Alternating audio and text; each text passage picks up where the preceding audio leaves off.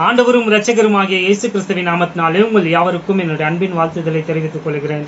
கர்த்தர் நல்லவர், அவர் நன்மை மாத்திரமே செய்வார். இந்த நாளின் வேத தியானத்திற்காக உபாகமம் புத்தகத்தை நாம் திருப்பிக் கொள்ளலாம். த புக் ஆஃப் டியூட்டரானமி திருப்பி வைத்துக் கொள்ளலாம்.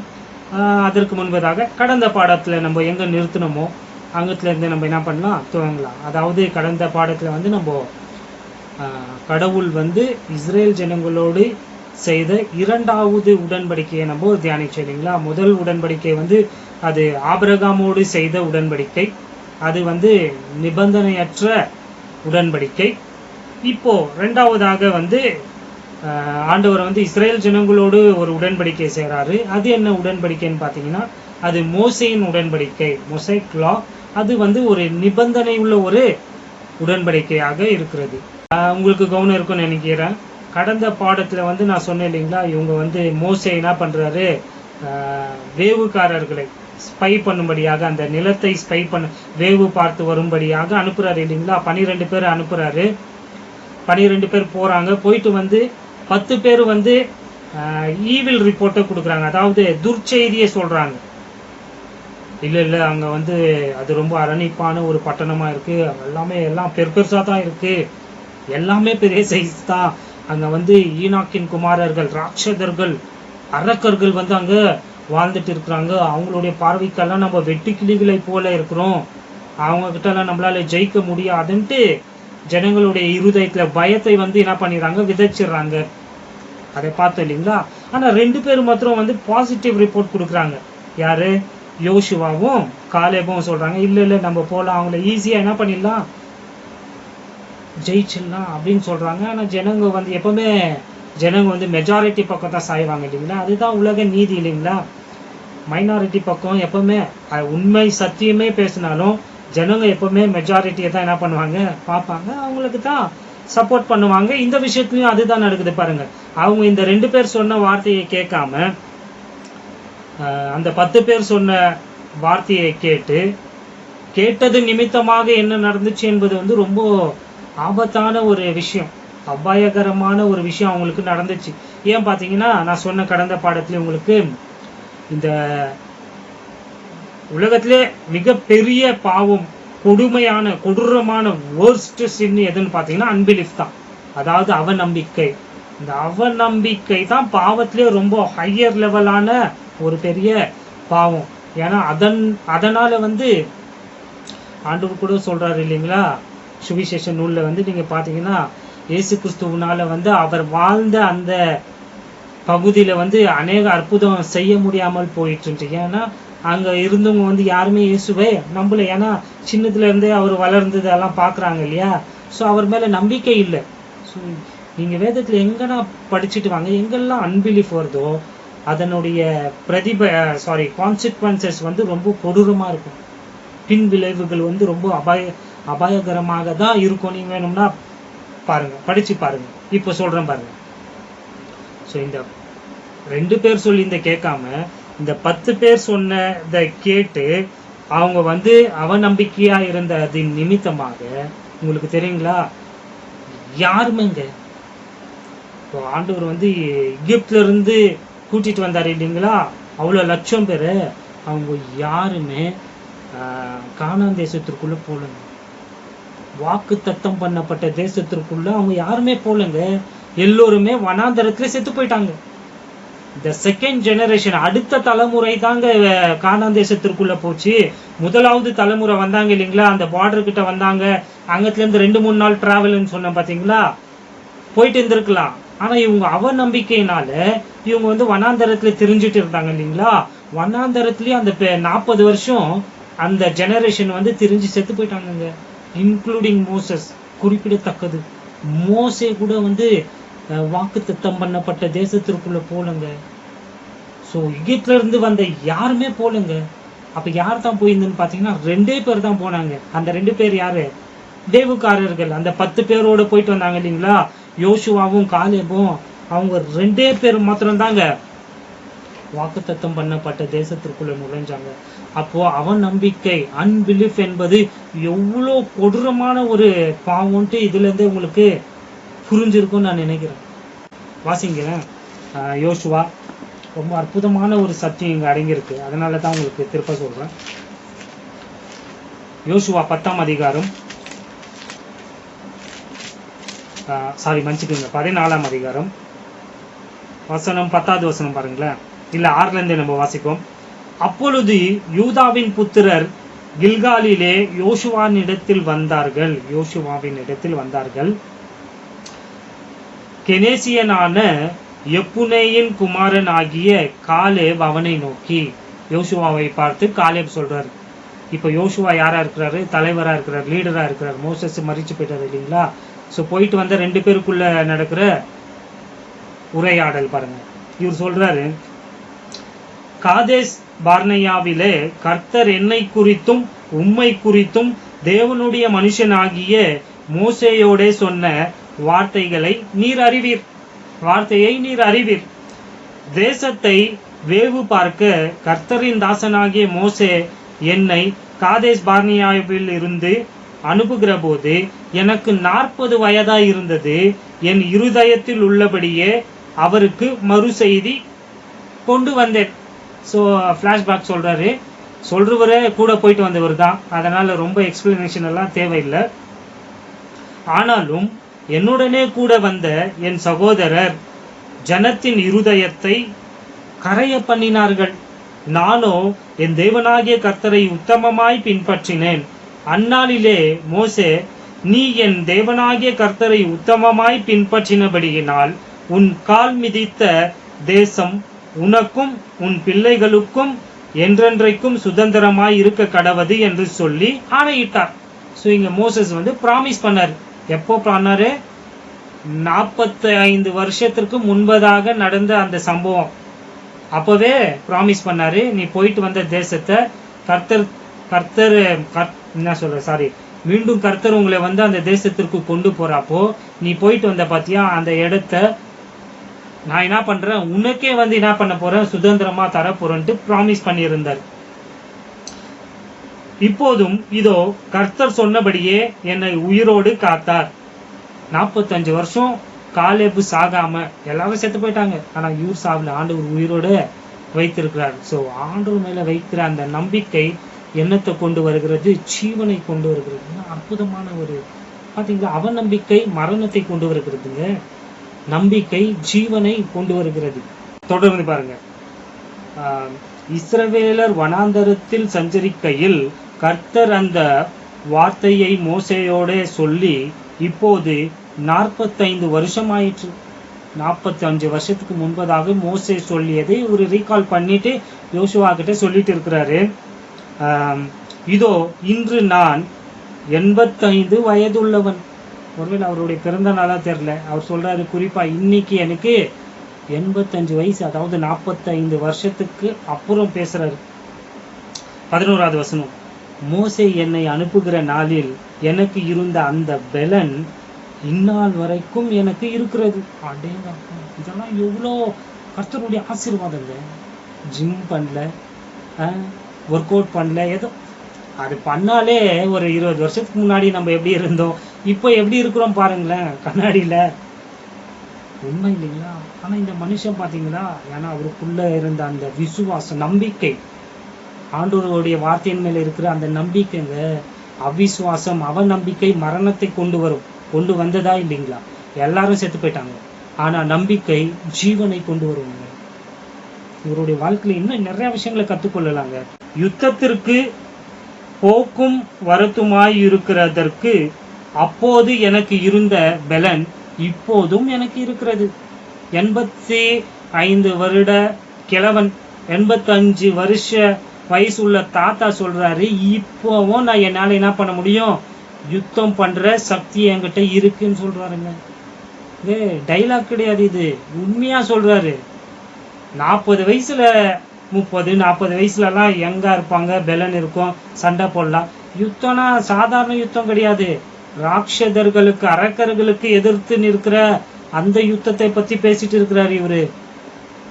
யாருக்கு பயந்தாங்களோ இவனுங்க, அவங்கள நான் ஈஸியா ஜெயிப்பேன்னு சொன்னாரு இல்லைங்களா 45 வருஷத்துக்கு முன்பதாக. இப்போ சொல்றாரு 85 வயதுல இப்போ கூட என்னால அந்த ராட்சதர்களை என்ன பண்ண முடியும், துரத்தி விரட்டி அடிக்க ஜெயிக்க முடியும்னு சொல்றாருங்க. இதெல்லாம் அதுதாங்க கர்த்தருடைய ஆசீர்வாதங்க. ஆகையால் கர்த்தர் அந்நாளிலே சொன்ன இந்த மலை நாட்டை எனக்கு தாரும், அங்கே ஏனாக்கியரும், அதுதாங்க அரக்கர்கள், அரணிப்பான பெரிய பட்டணங்களும் உண்டென்று நீர் அந்நாளிலே கேள்விப்பட்டீரே. கர்த்தர் என்னோடு இருப்பாரானால் கர்த்தர் சொன்னபடி அவர்களை துரத்தி விடுவேன் என்றான். பாடி இதான் ஒரு சபதம் பாருங்க. இன்னும் அந்த ஜீல் குறையில பாருங்க, அந்த எந்தூசியாசம், அந்த வெறி. இவனுங்களை போய் மிஸ் பண்ணிட்டேன் மேடம் அன்னைக்கே பாருங்க. அங்க அதுதான் நான் சொல்றேன். அதெல்லாம் நான் தியானி உங்களை வந்து நான் அதற்குள்ள கொண்டு போல, மேலோட்டமா சொல்றேன். 45 வருஷம் அவருக்குள்ள எவ்வளவு ஏக்கம் இருந்திருக்கும் பாருங்க. இந்த உலகத்துல வந்து எதனா வாங்கிடலாங்க, ஆனா நேரத்தை திரும்பி வாங்க முடியுமா நினைச்சு அவருடைய அந்த இடத்துல நின்று நீங்க யோசிச்சு பாருங்களேன். ஐயோ நம்ம மெசேஜ் எதையோ தியானிக்கணும் எதற்குள்ளேயே போயிட்டு இருக்கோம். கொஞ்சம் யோசிச்சு பாருங்களேன். 40 வருஷம் வீணாயிடுச்சு. யாருனால? இந்த அவநம்பிக்கை உள்ள ஜனத்தினால இவருடைய 40 வருஷம் வீணா போச்சுங்க.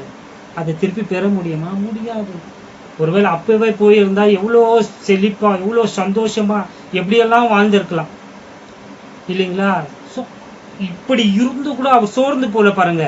அந்த வயசுலயும் சொல்றாரு, எனக்கு அதே இடம் தான் எனக்கு வேணும், அதே சத்ரு தான் எனக்கு வேணும், அதே ராட்சதர்கள் அரக்கர்களை தான் நான் வந்து என்ன பண்ண போறேன், அந்த மலை நாட்டுல இருந்தவங்க எல்லாம் அரக்கர்கள், அவங்கள நான் அச்சு துரத்த போறேன். சரி, நம்ம பாடத்திற்கு வந்துடலாம். இது எக்ஸ்ட்ரா இன்ஃபர்மேஷன் அவ்வளவுதான். ஏன்னா அது படிக்கிறப்பவே டெம்ட் ஆகுறோங்க. அவ்வளோ அற்புதமான சத்தியங்கள் பாருங்க. அவன் நம்பிக்கை உள்ளவர்களுக்கும் தேவன் மேல நம்பிக்கை வைக்கிறவர்களுடைய வாழ்க்கை எப்படியாக வேறுபடுது, வித்தியாசமா இருக்கிறது என்பதை உங்களுக்கு சொல்லிட்டு இருக்கேன்.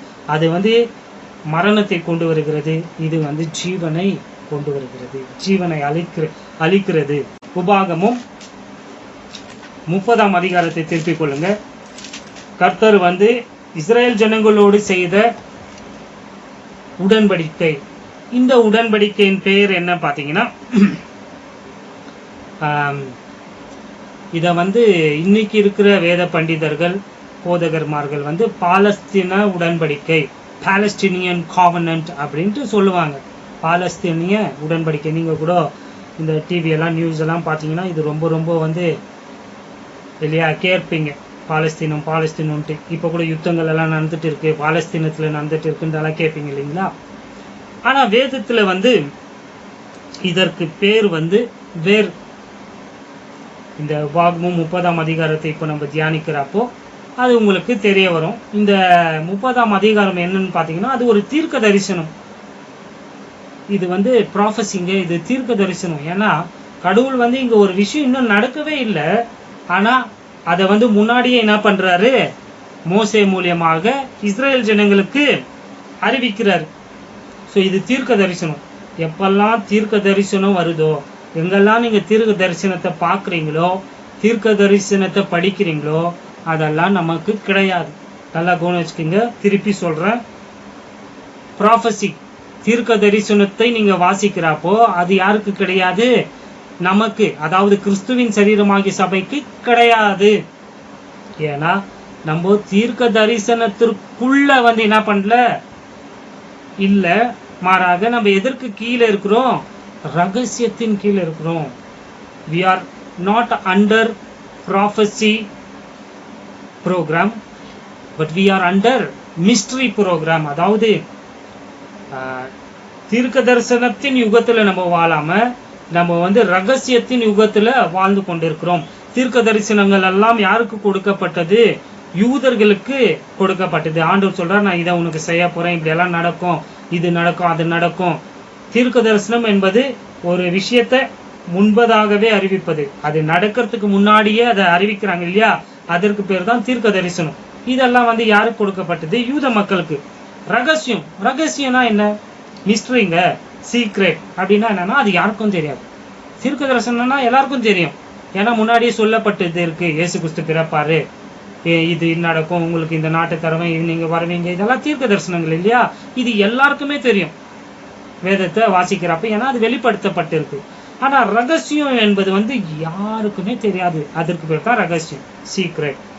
இது ரொம்ப ஈஸி தான். ஆனா இதை புரிஞ்சுக்கொள்ள நிறைய பேருக்கு வந்து என்ன ஆக மாட்டேருக்கு, அவங்களுக்கு விளங்க மாட்டேங்குது. பாருங்க, நான் ரகசியம் ரகசியம் சொல்றேன், ஆனா விளங்க மாட்டேருக்கு அவங்களுக்கு. ரகசியம் என்பதனுடைய பொருள் என்ன, அது யாருக்கும் தெரியாது. காலங்காலமாக அது கடவுளுடைய மனதுல, இருதயத்துல வந்து ரகசியமா இருந்துச்சு. எது? இந்த கிருபையின் யுகம், இந்த மிஸ்ட்ரி ப்ரோக்ராம் வந்து யாருடைய மனசுல இருந்துச்சு? கடவுளுடைய மனதுல தான் இருந்துச்சு.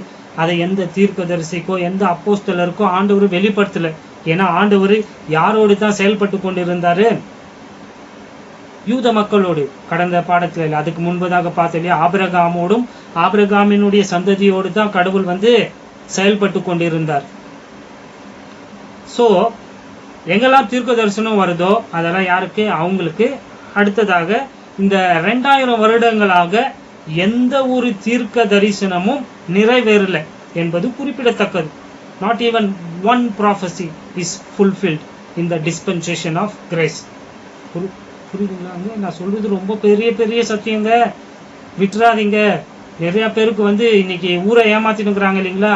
வாயை திறந்தாலே தீர்க்க தரிசனம் தீர்க்க தரிசனம்ட்டு அதுக்குன்ட்டு ஒரு சேனலை வச்சுட்டு அதற்கு தீர்க்க தரிசனமே இந்த காலத்துல நிறைவேறாதுங்க. ஏன்னா நம்ம தீர்க்க தரிசனத்தின் யுகத்துல வாழலையே, நம்ம ரகசியத்தின் காலத்துல தானே வாழ்ந்து கொண்டிருக்கிறோம். தீர்க்க தரிசனம் ஆல்ரெடி நிறுத்தப்பட்டு ஆயிற்று. கடந்த பாடத்துல உங்களுக்கு சொன்னேன் இல்லைங்களா, அது ஸ்டாப் பண்ணி வைத்திருக்கிறாருங்க. இப்போ ரகசியம் என்ற அந்த யுகத்துல நம்ம வாழ்ந்து கொண்டு இருக்கிறோம். ஏன்பா இதெல்லாம் நான் கொண்டு வரேன்னா, ரொம்ப ரொம்ப முக்கியமான இன்ஃபர்மேஷன் இது. ஏன்னா இப்ப நம்ம வாசிக்க போகிற அந்த உடன்படிக்கை, அந்த அதிகாரம் வந்து தீர்க்க தரிசனத்தோடு சம்பந்தப்பட்டு இருக்கு. அதனாலதான் இதெல்லாம் சொல்றேன். திருப்பி கொண்டீங்களா? அதாவது உபாகமும் 30ஆம் அதிகாரத்தை திருப்பி கொள்ளுங்க. நான் சொன்னேன் இல்லைங்களா, இங்க வந்து கடவுள் வந்து இஸ்ரேல் ஜனங்களோடு ஒரு உடன்படிக்கை பண்றாரு. அந்த உடன்படிக்கையின் பேர் வந்து இன்றைக்கு இருக்கிறவங்க எல்லாம் வந்து பாலஸ்தீன உடன்படிக்கை அப்படின்னு சொல்றாங்க. ஆனா வேதத்துல நீங்க எங்குமே இந்த பாலஸ்தீனம் என்ற வார்த்தையை நீங்க வாசிக்கவே முடியாது. ஸோ அப்படி இருக்கிறப்பவே ஒரு கிறிஸ்தவன், ஒரு விசுவாசி வந்து அந்த வார்த்தையை உபயோகிக்க கூடாது. ஆமாவா இல்லைங்க? வேதத்துல இல்லாததை யாரோ ஒருத்தர் சொல்றாங்கன்னா அதை நீங்க ஏங்க அதை யூஸ் பண்றீங்க? வேதத்துல இந்த உடன்படிக்கைக்கு பேர் என்னன்னு பாத்தீங்கன்னா ரெஸ்டோரேஷன் காவனன்ட், அதாவது மறுசீரமைப்பு உடன்படிக்கை. முதல்ல ஆபிரகாமின் உடன்படிக்கை, அதை நிபந்தனையற்ற உடன்படிக்கை பார்த்தோம் ஆதியாகமம் 12ஆம் அதிகாரத்துல. கடந்த பாடத்துல மோசையின் உடன்படிக்கை குறித்து பார்த்தோம். அது வந்து யாத்ராகமும் 19-20ஆம் அதிகாரத்துல 19ஆம் அதிகாரத்துல நம்ம பார்த்தோம். இப்போ மூன்றாவது உபாகமும் 30ஆம் அதிகாரத்துல கடவுள் இன்னொரு உடன்படிக்கையை ஏற்படுத்துறாரு, உடன்படிக்கை செய்யறாரு இஸ்ரேல் ஜனங்களோடு. இதுவும் நிபந்தனை உள்ள ஒரு உடன்படிக்கை. எப்படி மோசையின் உடன்படிக்கை நிபந்தனை உள்ளதோ, கண்டிஷனலோ, அது போலவே இந்த மறுசீரமைப்பு உடன்படிக்கையும் நிபந்தனை உள்ளது. மறுசீரமைப்பு உடன்படிக்கைனா ஆங்கிலத்துல ரெஸ்டோரேஷன் காவனன்ட். விளங்குதுங்களா இல்லைங்களா? ஸோ ஏன் அவங்க வந்து அதை பாலஸ்தீன உடன்படிக்கைன்ட்டு சொல்றாங்கன்னு பாத்தீங்கன்னா, இஸ்ரேல் ஜனங்கள் வந்து இப்போ வந்து யூதர்கள் வந்து இஸ்ரேலுக்கு வந்துட்டாங்க இல்லையா, அதனால வந்து அதனுடைய பேரை இவங்க என்ன மாத்துறாங்கன்னா, பாத்தியா கடவுள் சொன்ன மாதிரியே கடவுள் வந்து யூதர்களை வந்து எங்க கொண்டு வந்துட்டாரு? தங்களுடைய நாட்டுக்கு, பாலஸ்தீனத்திற்கு கொண்டு வந்துட்டாரு. அதனால இது பாலஸ்தீன உடன்படிக்கைன்னு சொல்லுவாங்க. தப்பு. எந்த யூதனை நீங்க கேட்டாலும், யூதன் பொதுவாகவே நீங்க பாலஸ்தீனம்னு சொன்னீங்கன்னா யூதன் வந்து அதை மறுப்பான், உங்ககிட்ட அதை அப்ஜெக்ட் பண்ணுவான். அப்படி சொல்லாதீங்க, அப்படி கூப்பிடாதீங்கன்னு சொல்லுவான், எந்த யூதனா இருந்தாலும். ஏன்னா பாலஸ்தீனம் என்பது ஒன்று, அது வந்து அப்படின்னு ஒரு நாடே கிடையாது, அப்படின்ற ஒரு வார்த்தையே வேதாகமத்துல கிடையாதுங்க. இது தாங்க உண்மை. உங்களுக்கு சரித்திரம் தெரிஞ்சிச்சுன்னா நான் சொல்றது உங்களுக்கு நல்லா புரியும். 2000 வருடங்களுக்கு முன்பதாக பாலஸ்தீனம் என்ற அந்த வார்த்தையை நீங்க எங்குமே பார்க்க முடியாது. பாலஸ்டைன் அப்படின்ற வார்த்தை நீங்க வேதத்திலையும் பார்க்க முடியாது, சரித்திரத்திலையும் நீங்க அந்த வார்த்தையை பார்க்க முடியாது. அது ஒரு கட்டு கதைன்னு சொல்றாங்க இல்லையா, அதெல்லாம் வந்து இவங்களாகவே என்ன பண்ணப்பட்டது, யூதர்களுக்கு விரோதமாக ஏற்படுத்தப்பட்ட ஒரு பேர், அது ஸோ நீங்கள் வரலாறு தர சுருக்கமாக சொல்கிறேன்னு, அதாவது எக்ஸ்கியூஸ் மீ,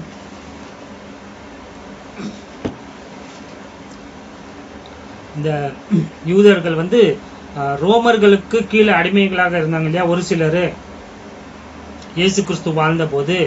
அப்போ வந்து நிறையா இவங்க இருந்தாங்க, அதாவது கிளர்ச்சியாளர்கள் நிறைய பேர் இருந்தாங்க. இயேசுவின் சீடன் ஆகிய சைமன் த செலட் சொல்றாங்க இல்லையா, அவன் கூட வந்து இந்த பிரிவை சேர்ந்தவன் தான். அப்படின்னா என்ன அர்த்தம்னா, தங்கள் தேசம் அடிமைத்தனத்தில் இருக்கு, எப்படின்னா அவங்கள தேசத்தை வந்து மீட்டுணுன்ட்டு சீக்ரெட்டா செயல்பட்டு கொண்டிருந்த ஒரு அமைப்பு இருந்துச்சு. அதுல தான் பரபாசும் அடங்குறான். பரபாஸ் இயேசு கிறிஸ்து, பரபாசுக்கு பதிலாக தான் இயேசு கிறிஸ்துவை வந்து சிலுவையில் அறையும்படியாக ஜனங்க கேட்டாங்க இல்லையா பிலாத்துக்கிட்ட. பரபாஸ், ஜெலட், சைமன் த ஜெலட், ஒரு சிலர் சொல்றாங்க யூதாஸ் கூட அந்த கேங்கை சேர்ந்தவன் தான் அப்படின்ட்டுலாம் சொல்றாங்க. ஏன் இவங்க வந்து சீக்ரெட்டா வந்து நம்ம நாடை எப்படின்னா மீட்டு நம்ம நாட்டுக்கு சுதந்திரத்தை வாங்கி கொடுக்கணும்ட்டு போராடினவங்க. ஸோ இவங்க என்ன பண்ணாங்க பார்த்தீங்கன்னா, கிபி 70 வந்து என்ன பண்ணுறாங்க, கிபி 70 என்ன நடந்துச்சு உங்களுக்கு தெரியலைங்களா? அதாவது ரோமன் எம்பரர் டைட்டஸ் வந்து என்ன பண்ணுறான், யூதர்களுடைய அந்த தேவாலயத்தை இடித்துட்டு அவங்கள எல்லாரும் என்ன பண்ணுறான், அதை எரிச்சு எல்லாரும் சிதறப்பட்டு போகிறாங்க இல்லைங்களா? வாசிச்சிருப்பீங்க ஹிஸ்ட்ரியில். கிபி 134 ஆண்டு, கிபி 134 ஏடியில் பார்த்தீங்கன்னா நிறையா பேர் வந்து என்ன பண்ணாங்க பார்த்தீங்கன்னா, திரும்பி இந்த ரோமர்களை எப்படின்னா வந்து நம்ம வீழ்த்தி நம்ம நாட்டுக்கு சுதந்திரத்தை வாங்கி கொடுக்கணும்ட்டு போராடினாங்க. கிளர்ச்சி ஏற்பட்டது. அப்போ என்ன நடந்துச்சு பார்த்தீங்கன்னா, அதில் அவங்க தோல்வி அடைகிறாங்க, தோற்று போகிறாங்க. ரோமர்களை வந்து அவங்களால ஜெயிக்க முடியல. இருக்கிறதே ஒரு சிலர் தான் இவங்களால ஜெயிக்க முடியல. ஸோ அவங்க வந்து என்ன பண்ணுறாங்க, தோற்று போகிறாங்க. அப்போ இந்த ரோமர்கள் வந்து என்ன பண்ணுறாங்க பார்த்தீங்கன்னா, இந்த யூதர்களை பழி வாங்கும்படியாக அவங்களுடைய அந்த நாட்டினுடைய அந்த பேரையே மாத்துறாங்க. எப்போ நடக்குது? கிபி 134 ஆண்டுல நடக்குது. ரோமர்கள் தான் இந்த இஸ்ரேல் நாட்டை வந்து பாலஸ்தீனம் என்று என்ன பண்றாங்க, பேர் கொடுக்குறாங்க. வரலாறு போய் படிச்சு பாருங்க. த லேண்ட் ஆஃப் ப்ராமிஸை வந்து த லேண்ட் ஆஃப் பாலஸ்டீன்ட்டு மாத்துறாங்க, அல்லது த ப்ராமிஸ்ட் லேண்டை வந்து த லேண்ட் ஆஃப் பாலஸ்டீன்ட்டு அப்போதான் என்ன பண்றாங்க, ரோமர்கள் வந்து மாத்தினாங்க. இது வந்து ஆல்ரெடி தோத்து போன யூதர்களுடைய மனசுக்கு வந்து இன்னும் ரொம்ப அவங்கள ஹியூமிலியேட் பண்ணுது. அவங்கள ரொம்ப, புரியுதுங்களா, வேணும்ன்ட்டு இவங்க வந்து அந்த பேரை சூட்டி இவங்கள அவமானப்படுத்தி இந்த பேரை வந்து என்ன பண்றாங்க, வைக்கிறாங்கங்க. அப்போத்துல இருந்து, அதாவது நான் சொல்றது 134 கிபி 134 இந்நாள் வரைக்கும் இஸ்ரேல் நாடு வந்து பாலஸ்தீனம் என்று தான் என்ன பண்ணப்படுகிறது, அறியப்படுகிறது, அழைக்கப்படுகிறது. இதுதான் வரலாறு. அதற்கு முன்பதாக வந்து நீங்க போய் பார்த்தீங்கன்னா பாலஸ்டீன்ட்டால உங்களால பார்க்க முடியாது. அதனாலதான் இவங்க வந்து இது பாலஸ்தீன உடன்படிக்கைன்னு சொல்றாங்க. அது முற்றிலும் தவறு. இது வந்து மறுசீரமைப்பு உடன்படிக்கை. ஏன் இப்படி சொல்றேன்னா, இப்போ வந்து இந்த மறுசீரமைப்பு, ரெஸ்டோரேஷன், கடவுள் வந்து இப்போ உடன்படிக்கை பண்றப்போ சொல்றாரு. 1வது வசனத்தை நம்ம வாசிச்சா உங்களுக்கு புரியும். நீ கீழே விழுந்துட்டு இருக்கிற, நீ சபிக்கப்பட்டு இருக்கிற, நீ கீழே விழுந்து இருக்கிற, உன்னை திருப்பி உன்னுடைய பழைய நிலைமைக்கு கொண்டு வர்றதுக்கு பேர் தான் ரெஸ்டோரேஷன் இல்லைங்களா? அதனுடைய பொருள் அதுதாங்க. மறுசீரமைப்புனா என்ன, முதல்ல இருந்த அதே நிலைக்கு உங்களை திரும்பி கொண்டு வர்றதுக்கு பேர் தான் மறுசீரமைப்பு இல்லைங்களா? இப்போ 1வது வசனத்தை வாசிங்க, புரியும். நான் இவ்வளோ நேரம் இது சொன்ன வாசத்தான் இப்போ இந்த வசனம் புரியும். இப்போ நான் சொல்லியிருந்தாலும் உங்க மனதில் இல்லைன்னா, சரியில்லைன்னா உங்களுக்கு இந்த வசனம் புரிய போறது கிடையாது. வாசிப்போம். அதுக்கு தான் நிறுத்தி நிதானமா உங்களுக்கு போதிக்கிறேன். ஏன்னா நான் வேகமா போறப்ப நானே தவறு செஞ்சிருக்கிறேன். அவங்களுடைய அந்த உபதேசத்தை போதிக்கிறப்போ ஒரு இடத்துல நானே சொன்னேன், ஆண்டவர் வந்து இஸ்ரேல் ஜனங்களை வந்து தங்களுடைய சொந்த நாட்டுக்கு சேர்த்தானுட்டு சொல்லியிருப்பேன். மன்னிச்சுக்குங்க, அந்த வார்த்தை நான் வாபஸ் வாங்கிக்கிறேன். I take that word back. ஆமாங்க, உண்மையாக தான் சொல். அது நான் தேடிட்டே இருக்கிறேன் எந்த இதுலன்ட்டு. அவங்களுக்கு போதிக்கிறப்ப தான் நான் சொன்னேன் அங்கே கரெக்ஷன் பண்ணலான்ட்டு. அது நேரம் இல்லை எனக்கு. ஒருவேளை நீங்கள் எப்போனா பார்த்தீங்கன்னா அந்த வார்த்தையை நான் வாபஸ் வாங்கிட்டேன். அதை நான் தேடி அங்கே நான் கரெக்ஷன் பண்ணுறேன். இப்ப இருக்கிறாங்க இல்லையா யூதர்கள், 1948ஆம் ஆண்டு இஸ்ரேல் நாட்டுக்கு வந்தாங்க இல்லையா எல்லா யூதர்கள், அது கடவுளால வந்து செய்யப்பட்டது கிடையாதுங்க. அது கடவுளுடைய செயல் கிடையாது. அது மனிதர்களால வந்து அவங்க வந்து தங்களுடைய நாட்டுக்கு திரும்பினாங்க. ஏன்னா யூதர்களுக்கு நடந்த கொடுமை, ஹிட்லரால நடந்த அந்த கொடுமை நிமித்தமாக உலகத்தில் இருக்கிற எல்லாரும் சப்போர்ட் பண்ணி அவங்கள வந்து தங்களுக்கு ஒரு நாட்டுக்கு திரும்பி வரும்படியாக செய்த மனிதனுடைய செயல் அது.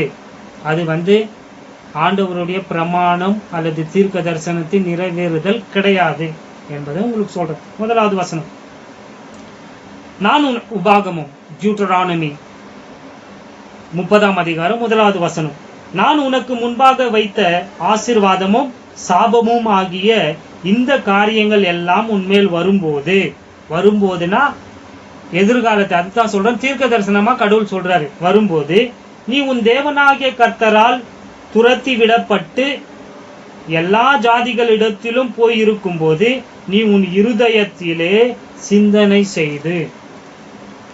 இங்க கடவுள் சொல்றாரு, இன்னும் போலங்க, வாக்குத்தத்தம் பண்ணப்பட்ட தேசத்திற்குள்ள போல, பார்டர் கிட்ட இருந்து உங்களுக்கு நான் போதிச்சுட்டு இருக்கிறேன். இதை வந்து மோசே கிட்ட ஆண்டவர் சொல்றாப்போவே தீர்க்க தரிசனமா சொல்றாரு. அவர் பார்த்துட்டாரு பாருங்க. அவர் சொல்றாரு, பாருப்பா நீ வந்து இப்ப நான் சொல்றேன், இந்த சாபங்கள் எல்லாம் உன் மேல வரும்போது நீ அந்நிய தேசத்துல அடிமையா இருக்கிறப்போ இது ஏன் நடந்துச்சு என்பதை வந்து நீ என்ன பண்ணும், யோசிச்சு சிந்தனை செய்து. புரியுதுங்களா சொல்லுவது பாருங்க. இப்போ யூத மக்களுக்கு சொந்த தேசத்தை ஆண்டவர் கொடுத்துட்டாரு. இப்ப போறாங்க, சுதந்திரித்து கொள்ள போறாங்க. ஆனா அவங்க ஆண்டவருடைய அந்த கற்பனைகளுக்கு சொன்ன இல்லைங்களா, அந்த நிபந்தனை உள்ள அந்த பிரமாணங்களை அவர்கள் கை கொள்ளாம மீறி நடக்கிறப்போ அவங்க மேல இந்த சாபம் எல்லாம் வரும்னு சொல்லி இருக்கிறார் இல்லையா. அப்படி நீங்க சபிக்கப்பட்டு நீங்க மற்ற தேசத்துல வந்து அடிமைகளாக இருக்கிறப்போ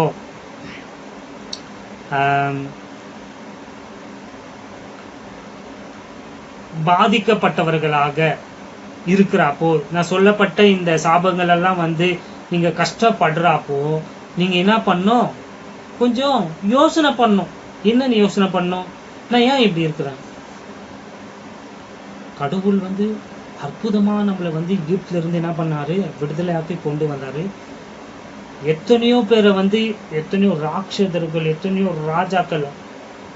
ராஜாக்கள் எல்லாம், பாசானின் ராஜாவாகிய ஓக், அவன் வந்து பெரிய ராட்சதன், அவனெல்லாம் நிர்மூலமாக்கி அமலேக்கியர்கள் எவ்வளோ 7 நாடுகள் அவங்கள எல்லாரையும் துரத்தி நம்மளுக்கு பாலும் தேனும் ஓடுகிற தேசத்தை கடவுள் கொடுத்து நம்ம மேல அவர் ஆட்சி செய்து நம்மள இவ்வளோ அழகா இந்த உலகத்தில் இருக்கிற எல்லா ஜனங்களையும் பார்க்கலும் நம்மள ரொம்ப அற்புதமாக ஆண்டவர் சிறந்தவர்களாக தனித்துவம் வாய்ந்தவர்களாக நம்மளை கடவுள் வைத்திருந்தாரு. அப்படியாக வாழ வேண்டிய நாம போயும் இன்னைக்கு எப்படி அந்த இளையகுமாரன் லூக்கா 15ஆம் அதிகாரத்துல இளையகுமாரன் பன்றிகளுக்கு போடுற அந்த இதை சாப்பிட்டுட்டு இருந்தானோ, இப்படி நம்ம வாழ்ந்துட்டு இருக்கிறோமே அப்படின்ட்டு நீ என்ன பண்ணும், யோசிக்கணும். ஆமாவா இல்லைங்களா? ஏன்னா இவங்க ஆண்டவருடைய ட்ரெஷருங்க, அவங்க வந்து ஸ்பெஷல் பீப்புள். இதெல்லாம் ஆல்ரெடி உங்களுக்கு போதிச்சு இல்லைங்களா? இப்படியாப்பட்ட ஜனம் இப்ப இந்த நிலைமையில நம்ம ஏன்பா இருக்கிறோம் அப்படின்னு அவங்க யோசிக்கணும். யோசிக்கிறப்பவே தெரியும் இவங்க என்ன செய்திருக்கிறாங்க, தவறு செய்திருக்கிறாங்க, பாவம் செய்திருக்கிறாங்க, கடவுளை விட்டு வழி தவறி போயிட்டு இருக்கிறாங்க, அவருடைய நியாய பிரமாணத்தை விட்டு வழி தவறி போயிருக்கிறாங்க என்பதை வந்து அவங்க என்ன பண்ணோம், யோசிச்சு. முதலாவது வசனம் ஓகேங்களா. 2வது வாசிங்களா. உன் தேவனாகிய கர்த்தரிடத்திற்கே திரும்பி இன்று நான் உனக்கு கற்பிக்கிறபடி எல்லாம் நீயும் உன் பிள்ளைகளும் உங்கள் முழு இருதயத்தோடும் உங்கள் முழு ஆத்மாவோடும் அவருடைய சத்தத்திற்கு செவி கொடுத்தால். 3வது வசனமும் வாசிக்கலாம். உன் தேவனாகிய கர்த்தர் உன் சிறையிருப்பை திருப்பி உனக்கு இறங்கி உன் தேவனாகிய கர்த்தர் உன்னை சிதறடித்த எல்லா ஜனங்களிடத்திலும் இருக்கிற உன்னை திரும்ப சேர்த்து கொள்ளுவார். ஸோ இப்போ முதல்ல வந்து அவங்க வந்து ஏன்டா இந்த நிலைமையில நம்ம இருக்கிறோம்ட்டு என்ன பண்ணோம், சிந்திக்கணும், யோசிக்கணும். அடுத்தது சொல்றாரு, நீ அப்படி யோசிச்சு நீ கர்த்தர் பக்கம் திரும்பினா அப்போ நான் என்ன செய்வேன். அந்த வார்த்தை ரொம்ப ரொம்ப முக்கியங்க. தென், அப்பொழுது. ஆங்கிலத்துல வருதுங்க, தமிழ்ல அந்த வார்த்தையே கிடையாது பாருங்க. 3வது வசனம், உன் தேவனா. அப்படி வரவே கூடாதுங்க. நீ கர்த்தர் பக்கம் உன் முழு இருதயத்தோடும் ஆத்மாவோடும் அவருடைய சத்தத்திற்கு செவி கொடுத்தால் இருக்கு இல்லையா, அப்பொழுது உன் தேவனாகிய கர்த்தர் உன் சிறையிருப்பை திருப்புவாருன்ட்டு தான் வரணும். ஆனா அங்க அப்பொழுதுனேன்ற வார்த்தை இருக்காது தமிழ். அதுதான் தமிழ் மொழிபெயர்ப்பு ரொம்ப ரொம்ப நிறைய மிஸ்டேக்ஸ் இருக்கு. ஆனா கிங் ஜேம்ஸ் பைபிள் நான் எப்பவுமே சொல்றேன் இல்லைன்னா, அது தாங்க டாப் மோஸ்ட் அக்யூரேட்டா இருக்கிற ஒரே மொழிபெயர்ப்பு கிங் ஜேம்ஸ். நான் ஆங்கிலத்துல வாசிக்கிறேன் பாருங்க. ஒரே ஒரு வார்த்தை கூட வந்து ஃபுல் இதே மாத்திடுங்க. அதனால தான் நேரம் எடுத்து மொல்லமா உங்களுக்கு போதிக்கிறேன். தட் 2வது வசனம், and shalt return unto the Lord thy God, and thou shalt obey his voice according to all that I commanded thee this day, thou and thy children with all thine heart and with all thy soul. வருது பாருங்க 3வது வசனம். That then the Lord thy God will turn thy captivity. வந்துங்களா? then என்ற வார்த்தை ரொம்ப முக்கியம். நீ இதெல்லாம் யோசிச்சு கர்த்தர் பக்கம் திரும்பினா அப்போ நான் உன்னுடைய சிறையிருப்பை திருப்புவேன். அப்போதான் திருப்புவாரு. அப்படி இல்லைன்னா, நான் ஏன் சொல்றேன் அந்த வசனத்தை ஏன் அழுத்தி சொன்னீங்க தென்னுட்டு, அப்போ மாத்திரம்தான் நான் உன்னுடைய சிறையிருப்பை திருப்புவேன் சொல்றாரு. ஸோ இப்போ 1948ஆம் ஆண்டு ஆண்டவர் வந்து என்ன பண்ணிட்டாரு, யூதர்களை வந்து கொண்டு வந்துட்டாருன்னு சொல்றாங்க இல்லைங்களா. முதல் கேள்வி, கான்டாக்ட் ரொம்ப முக்கியம். அதனால தான் போதிக்கிறேன். 1வது வசனத்தின்படி எந்த யூதன்னா வந்து தங்கள் செய்த தவறுகளை வந்து யோசிச்சாங்களா, நம்ம ஏன்பா இந்த 2000 வருஷமா இப்படி அடிமையா வந்து தாயகத்தை விட்டு பரதேசிகளா வாழ்ந்துருக்கணும்ட்டு யோசனை பண்ணாங்களா? கிடையாது. ஆமாவே, ஹிஸ்டரி வரலாறு பாருங்க, கிடையாது. அவங்களா கர்த்தர் பக்கம் திரும்பினாங்க? சொல்லுங்க பார்க்கலாம். அவங்களுக்கு நடந்த அந்த கொடுமை நிமித்தமாக பட்ட வேதனை, 6 லட்சம் பேர் சாவடிச்சாங்க இல்லைங்களா.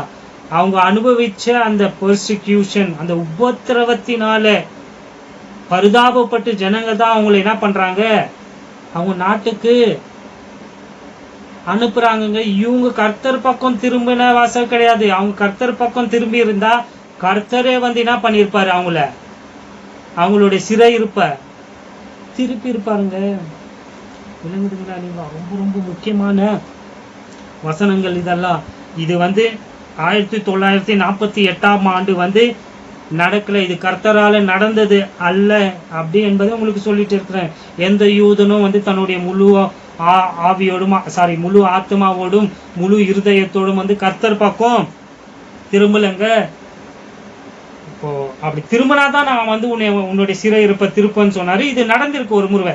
எப்ப நடந்திருக்கு பாத்தீங்கன்னா, இது வந்து தென் ராஜ்யத்திற்கு நடந்திருக்கு. அதாவது நேபுகாத்நேச்சார் சிறைப்பிடிச்சிட்டு போயிடறா இல்லைங்களா, கிறிஸ்துவுக்கு முன் கிமு 700 அந்த காலகட்டத்துல, அதாவது 6ஆம் நூற்றாண்டில கிறிஸ்துவுக்கு முன். அப்ப என்ன பண்ணிட்டு போயிடறான் நேபுகாத்நேச்சார், இஸ்ரேல் ஜனங்களை சிறைப்பிடிச்சிட்டு போயிடறான். 70 வருஷம் அவங்க எங்க அடிமைகளாக இருக்கிறாங்க, பாபிலோன்ல. 70 வருஷத்துக்கு அப்புறம் வந்து அவங்க திருப்பி தங்களுடைய தாயகத்திற்கு வந்தாங்க இல்லையா, இஸ்ரேல் நாட்டுக்கு. எவ்வளவு பேர் வந்தாங்க? எல்லா யூதரும் வரல, ஸ்மால் ரெமனன்ட். அவங்க யாரெல்லாம் வந்தாங்க, நெஹேமியா புத்தகத்துல எல்லாம் எழுதப்பட்டிருக்கு, நான் சொல்லியிருக்கிறேன் இல்லையா, வாசிச்சு பாருங்க. அது கர்த்தரால வந்து நடந்தது. ஏன் அப்படி சொல்றேன்? ஏன்னா வேதத்துல அதற்கு வந்து சான்று இருக்கு, வேதத்துல எழுதப்பட்டிருக்கு. அதற்காக வந்து ஜனங்க என்ன பண்ணாங்க, தங்களுடைய பாவத்திற்காக மனஸ்தாபப்பட்டார்கள். தானியலுடைய ஜெபம் நீங்க வாசிச்சு பாருங்க. தானியல் 9ஆம் அதிகாரத்துல எல்லாம் நீங்க வாசிச்சீங்கன்னா, அவர் வந்து என்ன பண்றாரு, உபவாசம் பண்ணி ஜெபிக்கிறாரு. ஐயோ, நானும் எங்களுடைய முற்பிதாக்கள் எங்களுடைய ஜனங்கள் எல்லாருமே என்ன பண்ணிட்டோம், நமக்கு விரோதமா பாவம் செஞ்சிட்டோம், அதனாலதான் நாங்க இங்க வந்து அடிமையா இருக்கிறோம் அழுவார். படிச்சு பாருங்க நீங்கெல்லாம். நெஹேமியா அழுவார், எஸ்ரா அழுவார்.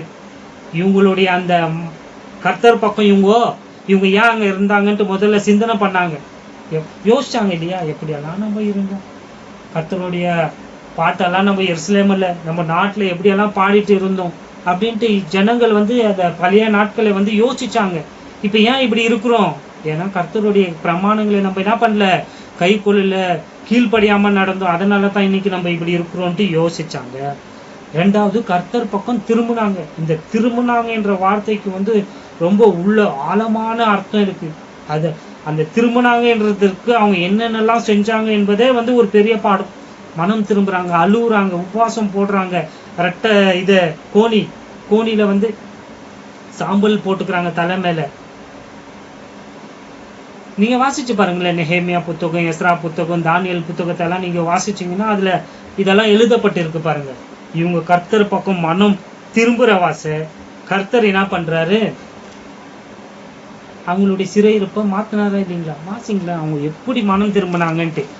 இப்ப நீங்க சொல்றீங்க இல்லைங்களா, 1948 ஆண்டுல வந்து கர்த்தர் அவங்கள வந்து தீர்க்க தரிசனத்துல சொன்னபடியே அவங்களுக்கு பண்ண அந்த உடன்படிக்கைய நிறைவேற்றினாருன்ட்டு அது இல்லைன்ட்டு நிரூபிக்கிறேன் பாருங்க.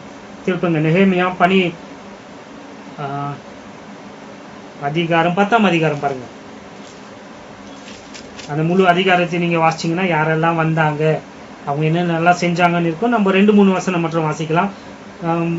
28வது வசனத்துல வாசிச்சா உங்களுக்கு நலமா இருக்கும். நான் 29ல இருந்து வாசிக்கிறேன், நேரம் இல்லாத தங்களுக்கு பெரியவர்களாகிய தங்கள் சகோதரரோடு கூடிக்கொண்டு தேவனுடைய தாசனாகிய மோசையை கொண்டு கொடுக்கப்பட்ட தேவனுடைய நியாய பிரமாணத்தின்படி நடந்து கொள்வோம் என்றும் எங்கள் ஆண்டவராகிய கர்த்தரின் கற்பனைகளையும் சகல நீதி நியாயங்களையும் கட்டளைகளையும் எல்லாம் கை கொண்டு அவைகளின்படி செய்வோம் என்று.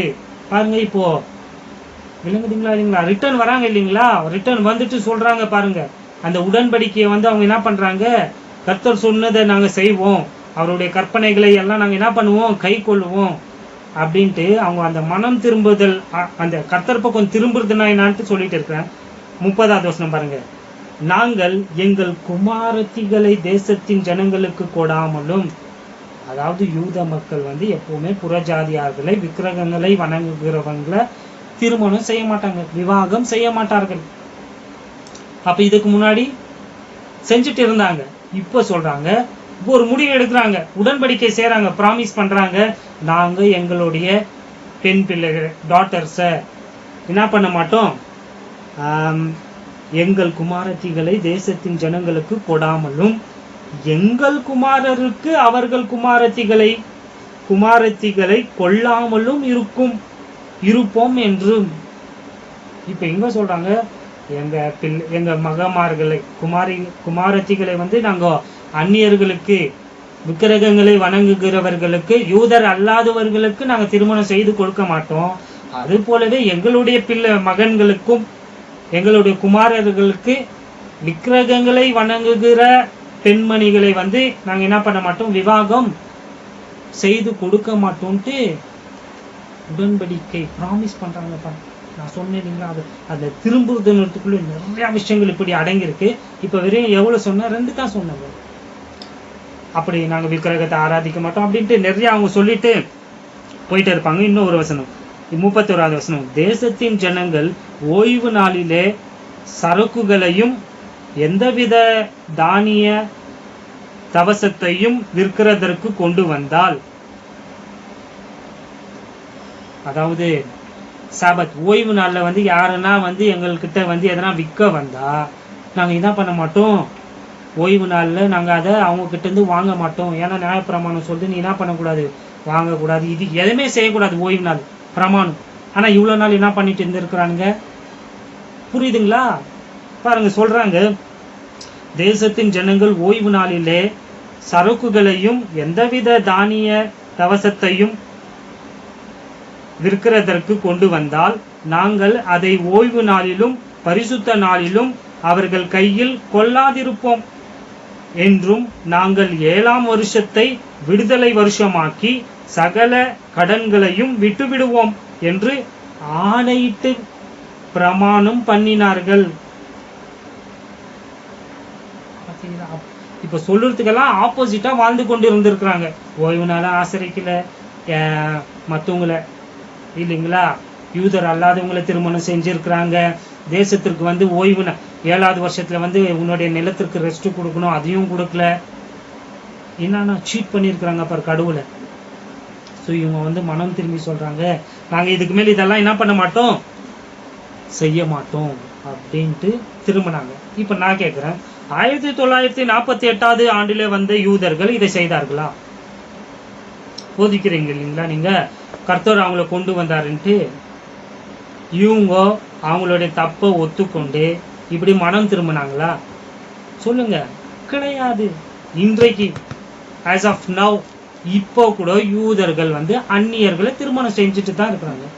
இங்க அமெரிக்கால யூஎஸ்ல 60%, நான் சொல்றேன் as of now 2025 60%க்கு மேல அவங்க வந்து யூதர் அல்லாதவங்களை தான் திருமணம் செய்துட்டு வாழ்ந்துட்டு இருக்கிறாங்க. போய் பாருங்க வேணும்னா. ஆனா அப்போ மனம் திரும்பினாங்க இல்லையா, பாபிலோன்ல இருந்து திரும்பி வந்தவங்க, அவங்க யாரும் திருமணம் செய்யல. அவங்க ஒப்பந்தம் பண்றாங்க, அந்த உடன்படிக்கையை கை கொள்றாங்க.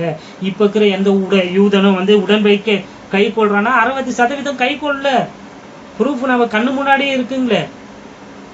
அப்ப எப்படி இவங்களை கடவுள் தான் கொண்டு வந்தாருன்ட்டு சொல்றீங்க? தப்பு. அவங்க வந்து என்ன பண்ணல, இவங்க மனம் திரும்பியபடி அவங்க மனம் திரும்பல. நல்லா கவனம் வச்சுக்கோங்க. இன்னும் அவங்க என்னென்ன செய்யல நிறையா இருக்குங்க, அதெல்லாம் பார்த்தோம்னா நம்மளுக்கு நேரம் போயிடும். ஒரே வசனம் எரேமியா திருப்புங்களேன். ஆண்டவர் தான் இவங்களை கொண்டு வந்தாருன்னு சொல்றீங்களே, இது அவங்க செஞ்சாங்களா பாருங்க. 29ஆம் அதிகாரம் வசனம் 13வது வசனம் பாருங்களேன்.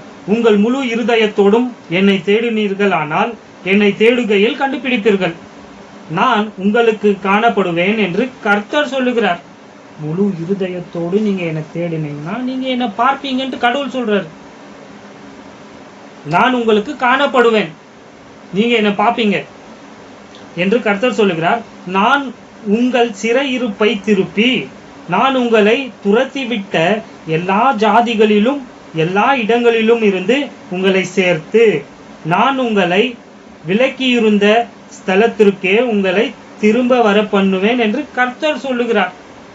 ஆண்டு சொல்றா, நீங்க உங்க முழு, அதுதான் அங்க வாசிச்சது தான், நீங்க முழு இருதயத்தோடு என்ன நீங்க தேடினீங்கன்னா மனம் திரும்பி, உங்க பொல்லாத வழிகளை விட்டு மனம் திரும்பி என்ன தேடினீங்கன்னா நீங்க என்ன கண்டடைவீங்க. நான் உங்களுடைய சிறையிருப்பை வந்து என்ன பண்ணுவேன், சிறையிருப்பை திருப்புவேன். நீங்க உங்க சொந்த தேசத்திலேயே என்ன பண்ணலாம், திரும்பி வரலாம் அப்படின்னு சொல்றாரு. இது நடந்துச்சானா? நடக்கல. எந்த யூதனும் வந்து என்ன பண்ணல, ஆண்டவரை தேடினா இருக்கிறாங்க. இப்ப இருக்கிற யூதர்கள் எல்லாம் அவன் நம்பிக்கையில வாழ்ந்துட்டு இருக்கிறாங்க. ஒரு சில யூதர்கள், பக்தி உள்ள யூதர்கள் தான் என்ன பண்ணிட்டு இருக்கிறாங்க, அவர் வருவாரான்னு காத்துட்டு இருக்கிறாங்க. எல்லாருமே விழுந்து. அது ரொம்ப முக்கியமான வசனம். கடவுளை அவங்க பார்ப்பாங்க. இது எதை குறிக்கிறது? இயேசு கிறிஸ்துவினுடைய 2ஆம் வருகையை குறிக்கிறதுங்க. இயேசு கிறிஸ்துவினுடைய 2ஆம் வருகைக்கும் கிறிஸ்துவின் சரீரமாகிய சபைக்கும் கடுகளவு கூட சம்பந்தம் கிடையாது. நான் சொல்லிந்து கேட்டீங்களா? திருப்பி நான் எப்போ சொல்றேனோ அதை நல்லா கவனிங்க. இயேசு கிறிஸ்துவினுடைய 2ஆம் வருகைக்கும், செகண்ட் கம்மிங் ஆஃப் ஜீசஸ் கிரைஸ்டுக்கும், பாடி ஆஃப் கிரைஸ்டுக்கும் எந்த விதமான சம்பந்தமும் கிடையாது. கிறிஸ்துவின் சரீரமாகிய சபைக்கு எந்த சம்பந்தமும் கிடையாது. நமக்கும் இயேசு கிறிஸ்துவனுடைய ரகசிய வருகைக்கு மாத்திரம்தான் சம்பந்தம். நம்ம ரகசியமா போயிட போறோம். 2ஆம் வருகை வந்து யூத மக்களுக்கு. அதுக்கு தான் சொன்னேன், தமிழ்ல சரியா மொழிபெயர்க்கல, அதனால தவறுகள் ஏற்படும். ஆங்கிலத்துல வாசிக்கிறேன் பாருங்க. ஆல்ரெடி வாசிச்சேன், திருப்பி வாசிக்கிறேன், அது தமிழ்ல இருக்காது. That then the Lord thy God will turn thy captivity and have compassion upon thee and will return. வந்துச்சுங்களா? தமிழ்ல இருக்காது பாருங்க. கடவுள் சொல்றாரு, நான் என்ன பண்ண போறேன், I will return. Then the Lord thy God will turn thy captivity and have compassion upon thee and will return and gather thee from all the nations. நான் திரும்ப வந்து உங்களை வந்து என்ன பண்ண போறேன், எல்லா நாட்டிலிருந்து உங்களை திருப்பி சேர்க்க போறேன். வந்துச்சுங்களா நீங்களா?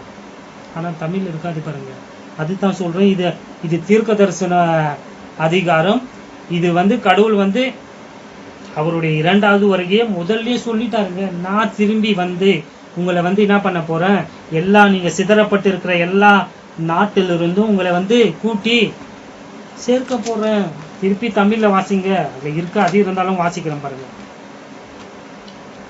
உபாகமும் 30ஆம் அதிகாரம் வசனம் 3வது வசனம் பாருங்களேன். உன் தேவனாகிய கர்த்தர், அப்பொழுதுன்னு வரணும், அதுவே வரல, தவறு. உன் தேவனாகிய கர்த்தர் உன் சிறையிருப்பை திருப்பி, ஓகேவா?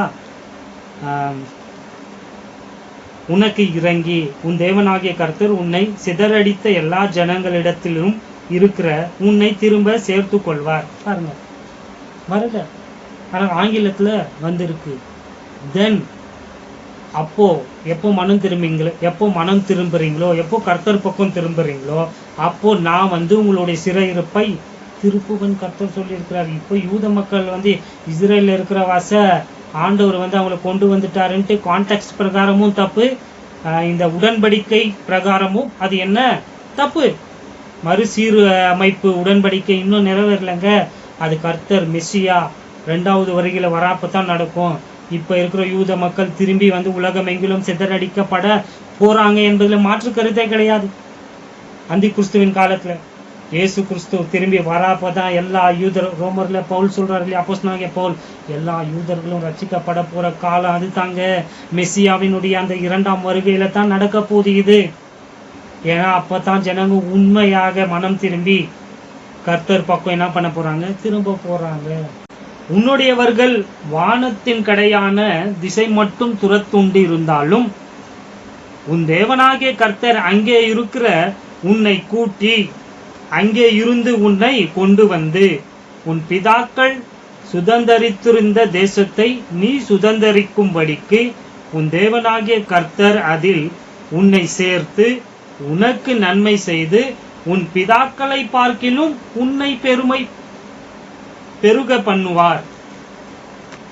இங்க ஆண்டவர் சொல்றாரு, நீ உலகத்துல எந்த மூலையில இருந்தாலும் சரி, அட்ரஸே இல்லாத குக்கிராமமா இருந்தாலும் சரி, நான் உன்னை என்ன பண்ணுவேன், கூட்டி சேர்க்க போறேன்.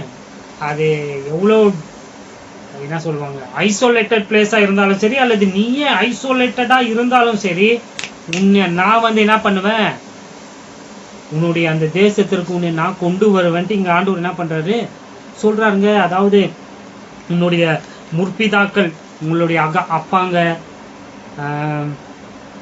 யூத மக்கள் முன்ன வாழ்ந்தாங்க இல்லைங்களா, அந்த இடத்திற்கு நான் உங்களை என்ன பண்ணுவேன், கொண்டு வருவேன். இது இறுதியான ஒரு செயல்ங்க. It is final redemption. இந்த எபிரேய மொழியில நீங்க வாசிச்சீங்கன்னா இதுதான் ஃபைனல் ரிடம்ஷன், அதாவது முடிவு மீட்பு அல்லது இறுதி மீட்பு, ஃபைனல் ரிடம்ஷன்.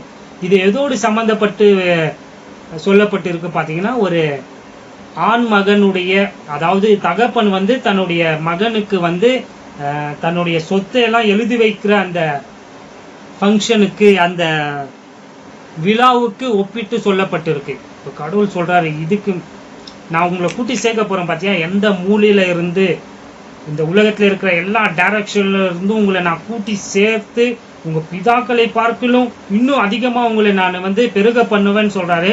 இது எதோடு சம்பந்தப்பட்டிருக்குதுன்னா, ஒரு தகப்பன் தன்னுடைய ஆண் மகனுக்கு சொத்து எழுதி வைக்கிற அந்த விழாவுக்கு ஒப்பிட்டு எழுதப்பட்டிருக்கு. ஏன் இதை இங்க சொல்றேன்னா, அதுதான் முடிவானது. இப்ப யூத கலாச்சாரத்தின்படி பாத்தீங்கன்னா, பெண் பிள்ளைகளுக்கு சொத்து கொடுக்க மாட்டாங்க. சொத்து கொடுக்க மாட்டாங்கன்னா அவங்களுக்கு எதன் அடிப்படையில கொடுப்பாங்கன்னு பாத்தீங்கன்னா, ஏதோ ஒரு அவசரத்திற்கு எமர்ஜென்சி ஏதோ ஒன்று வந்துச்சு, ஒருவேளை அப்பாவுக்கு எந்த ஆண் பிள்ளையும் கிடையாது, பிறக்கல, வெறும் பெண் பிள்ளை மாத்திரம் தான் இருக்கிறா, அல்லது ஒரு கல்யாணம் பண்ணி கொடுத்த போது அவனுடைய கணவன் செத்து போயிட்டா, இதுதான் எமர்ஜென்சி, ஆத்திர அவசரத்துக்குன்னு சொல்றாங்க இல்லைங்களா. இந்த அவசர நிலை எதனா ஏற்பட்டா தான் அப்பா பெண்களுக்கு சொத்து கொடுப்பாரு. அல்லது கணவன் விட்டு போயிட்டு விவாகரத்து ஆயிட்டா, அந்த சமயத்துல அந்த பெண் மகள் தன்னுடைய குழந்தைகள் எல்லாம் பராமரிக்கணும், அவங்கள வளர்க்கணும் இல்லைங்களா. அந்த மாதிரி எமர்ஜென்சி, அந்த மாதிரி எதனா நிலை ஏற்பட்டா மாத்திரம்தான் அப்பா பெண்ணுக்கு என்ன பண்ணுவாரு, சொத்து கொடுப்பாரு. இடைக்கால நடவடிக்கை சொல்றாங்க இல்லையா, எமர்ஜென்சியாக எதனா அப்படி செய்வாங்க. ஆனா சொத்து எப்பவுமே யாருக்கு தான் கொடுப்பாங்க பாத்தீங்கன்னா, ஆண் பிள்ளைக்கு தான் என்ன பண்ண. யூத கலாச்சாரங்க இது, இந்தியாவில கூட இருந்துச்சு, இப்பதான் மாறிட்டு வருது இல்லைங்களா. ஸோ உங்களுக்கு விவரிக்க வேண்டிய அவசியம் கிடையாது. ஸோ ஆண் பிள்ளைக்கு அப்பா என்ன பண்ணுவாரு, சொத்து எழுதி வைக்கிறப்போ தொட்டுக்கோ தொடிச்சுக்கோ அப்படின்னு சொல்லுவாங்க இல்லையா, கொஞ்சம் அப்படி இப்படியெல்லாம் இல்லை, அதை ஃபைனலா எழுதி கொடுப்பார். எனக்கு உண்டான எனக்குரிய எல்லா ப்ராப்பர்ட்டியுமே இப்ப யாருதுன்னு பாத்தீங்கன்னா என்னுடைய மகனுக்கு தான்ட்டு, அது சாதாரணமாக எழுதி வைக்க மாட்டார், அதுக்கு ஒரு பெரிய விழாவே வைப்பாங்க, ஃபங்க்ஷன். பெரிய ஃபங்க்ஷன் வச்சு, இப்போ எப்படி மேரேஜ்க்கு ஃபங்க்ஷன் வைக்கிறாங்களோ அந்த மாதிரி எல்லாரையும் கூப்பிட்டு, சொத்து இருக்குனாலே அவர் எவ்வளோ பேர் ஐஸ்வர்யவான் இல்லையா, எல்லாரையும் கூப்பிட்டு அவங்களுக்கு நல்லா கரிசூரெல்லாம் போட்டு, அப்போ தான் அப்பா என்ன பண்ணுவார் பார்த்தீங்கன்னா, தன்னுடைய மகனுக்கு வந்து சொத்தை எழுதி கொடுப்பாரு. அந்த பையன் வந்து அந்த சொத்தை வந்து என்ன பண்ணுவான், உரிமை பாராட்டி கொள்ளுவான். இன்ஹெரிட்டன்ஸ், அந்த சொத்தை வந்து அவன் என்ன பண்ணிக்குவான், உரிமை பாராட்டி அவனுக்கு அது கொடுக்கப்படும். ஸோ கடவுளும் இங்கே என்ன சொல்றாருன்னா, நான் உன்னை கடைசியா கூட்டி சேர்க்கிறேன் இல்லைங்களா, இந்த நாடு, இந்த வாக்குத்தத்தம் பண்ணப்பட்ட நாடு, இந்த இஸ்ரேல் நாடு, இந்த நிலத்தை வந்து, இந்த நாட்டை நான் உனக்கு பர்மனண்டா நான் என்ன பண்ண போறேன், உனக்கு கொடுக்க போறேன் என்ற பொருள் தாங்க இந்த வார்த்தைக்கு அர்த்தம். அது நடந்துச்சா? நடக்கல. ஏன்? இப்போ இஸ்ரேலர்கள் வாழுகிற அந்த நாட்டு, அந்த பகுதி வந்து முழு இஸ்ரேலே கிடையாது. உங்களுக்கு தெரியுங்களா? அவங்களுடைய ஒரிஜினல் மேப் உங்களுக்கு தெரியணும்னா நீங்க ஆதியாகமும் 15ஆம் அதிகாரத்துக்கு போய் படிங்க. ஆபிரகாமுக்கு ஆண்டவர் சொல்றாரு இல்லையா, நீ கால் மிதிக்கிற தேசத்தை எல்லாம் உனக்கு நானே கொடுப்பேன், அந்த இடத்தை எல்லாம் தருவேன்ட்டு அதனுடைய பார்டர்ஸ் எல்லாம் சொல்லி இருக்கிறாரு இல்லையா. From great river to river Euphrates, ஐப்ராத் நதி வரைக்கும், எகிப்து நதியிலிருந்து ஐப்ராத் நதி வரைக்கும் இருக்கிற அந்த நிலப்பரப்பு தாங்க உண்மையான இஸ்ரேலர்களுடைய மேப்பு. ஆனா இப்ப பாத்தீங்கன்னா அவங்களுக்கு ஏதோ கொஞ்சம் தான் இருக்கு. வெஸ்ட் பேங்க், காசா ஒரு இடத்தை ஆக்கிரமிச்சுட்டு இருக்கிறாங்க, இந்த பக்கம் யோர்தான் ஜார்டன் வந்து ஆக்கிரமிச்சு இருக்கிறாங்க. ஆனா இவனுங்க ஆக்கிரமிச்சுட்டு இவங்களை ஆக்கிரமிச்சுட்டு சொல்லிட்டு இருக்கிறாங்க. சத்தியத்தை வந்து எப்படி அப்படியே பொய்னால வந்து மாத்துறானுங்க பாத்தீங்களா. கேட்க யாரும் இல்லைன்னு நினைச்சிட்டு இருக்கிறாங்க. இப்போதைக்கு வேணும்னா இல்லாம இருக்கலாம், ஆனா ராஜா வரும்போது கேட்பாரு. அதுதாங்க இது இந்த மறுசீரமைப்பு என்னுடைய உடன்படிக்கை. நான் உங்க தேசத்திற்கு உங்களை திருப்பி என்ன பண்ணுவேன், கொண்டு வருவேன் அப்படின்ற உடன்படிக்கைங்க. விளங்குதுங்களா இல்லைங்களா? இப்போ இஸ்ரவேலர்கள் வாழ்ந்து கொண்டிருக்கிற அந்த நிலப்பரப்பு வந்து முழுமையான அவங்களுக்கு கடவுள் வாக்களித்த அந்த நிலப்பகுதி கிடையாது. நல்லா புரிஞ்சுக்குங்க. ஆனா கடவுள் சொன்னாரு, உடன்படிக்கையின்படி, மறுசீரமைப்பு உடன்படிக்கையின்படி ஆண்டவர் அதை வந்து ஃபுல்லா கொடுப்பேன், A to Z, கொஞ்சம் மீதி வச்செல்லாம் கொடுக்க மாட்டேன், ஃபுல்லா கொடுப்பேன் என்பதுதான் உடன்படிக்கை. அதுக்கு தான் இதை வந்து நான் என்ன பண்ணிட்டு இருக்கிறேன், இவ்வளவு நேரம் சொல்லிட்டு இருக்கிறேன். 6வது வசனம் உங்களுக்கு, உன் தேவனாகிய கர்த்தரில் நீ உன் முழு இருதயத்தோடும் உன் முழு ஆத்மாவோடும் அன்பு கூர்ந்து பிழைக்கும்படி உன் தேவனாகிய கர்த்தர் உன் இருதயத்தையும் உன் சந்ததியாரின் இருதயத்தையும் விருத்த சேதனம் பண்ணி. ரொம்ப அற்புதமான ஒரு வசனம். நமக்கு நேரம் கம்மியா இருக்கு. இவ்வளவு நேரம் வந்து ஆண்டவர் கொடுத்த ஆசீர்வாதம் எல்லாமே என்ன ஆசீர்வாதம் பாத்தீங்கன்னா, பிசிக்கல் பிளஸிங்ஸ், பூமிக்குரிய சரீர பிரகாரமான ஆசீர்வாதங்கள். ஆமா இல்லையா? ஆபிரகாம் நீ ஆசீர்வதிக்கிறவங்களை ஆசீர்வதிக்கும், உன்னுடைய சந்ததியை பெருக பண்ணுவேன், உனக்கு உன்னுடைய வயல் நிலங்கள், கைட்டு செய்கிற வேலைகள், நீ வரும்போது ஆசீர்வதிக்கப்பட்டிருப்ப, போகும்போது ஆசீர்வதிக்கப்பட்டிருப்ப, நீ தலையா தான் இருப்ப, வாழா இருக்க மாட்ட, தலையா இருப்ப, உனக்கு விரோதமா வருவங்கள ஒரு வழியா வந்தா 7 வழியா ஓடுவான்ட்டு, உனக்கு நோய் வந்தா நானே உனக்கு டாக்டரா இருப்பேன், நீ மருந்து மாத்திரை எல்லாம் எடுக்க வேண்டிய அவசியம். இதெல்லாம் நான் விட்டுட்டேங்க. நான் தான் சொல்றேன், நான் பிரீஃபா தான் வரேன். நானே உன் பரிகாரியாகிய கர்த்தர்னா, உலகத்துல இருக்கிற எல்லாருக்குமே வியாதி வந்தா மருத்துவரை நாடி ஓடுவாங்க, இன்க்ளூடிங் தமிழர்கள். நம்ம எல்லாம் ஆதாமின் பிள்ளைகள் எல்லாம் நமக்கு நம்மளுடைய முன்னோர்கள் எழுதி வைத்திருக்கிறாங்க இல்லைங்களா, ஓலைச்சுவடிகள்லாம். அதுல ரகசியம் நிறைய அடங்கியிருக்கு. வேற எப்பலாம் பார்க்கலாம். நம்மளுக்கு நோய் வந்தா நம்ம எங்க போவோம், ஆஸ்பத்திரிக்கு போவோம், மருத்துவர்கிட்ட போவோம், நாட்டு மருத்துவமோ அல்லது சயின்ஸோ போயிட்டு எடுப்போம். ஆனா யூதர்களுக்கு அப்படி கிடையாது.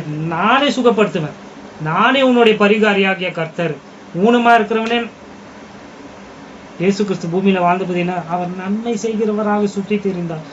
சப்பானிகள் நடந்தாங்க, குஷ்டரோகிகள் சுகம் அடைஞ்சாங்க, சொல்லிட்டு போயிட்டே இருக்கலாம். மரித்தவர்கள் உயிரோடு எழுந்தாங்க. ஏன்னா அவர் அவங்களுடைய பரிகாரியாகிய கர்த்தர், டாக்டர். இதெல்லாம் அவங்களுடைய சிறப்பியல்பு, அவங்களுக்கு கொடுக்கப்பட்ட பிரிவிலேஜஸ், ஆசீர்வாதங்கள். இது எல்லாமே பிசிக்கல் பிளஸிங்ஸ்.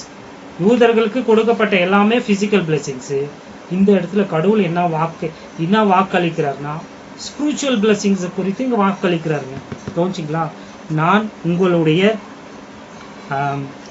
இருதயத்தை வந்து என்ன பண்ணுவேன், விருத்த சேதனம் பண்ணுவேன். I'm going to circumcise thine heart.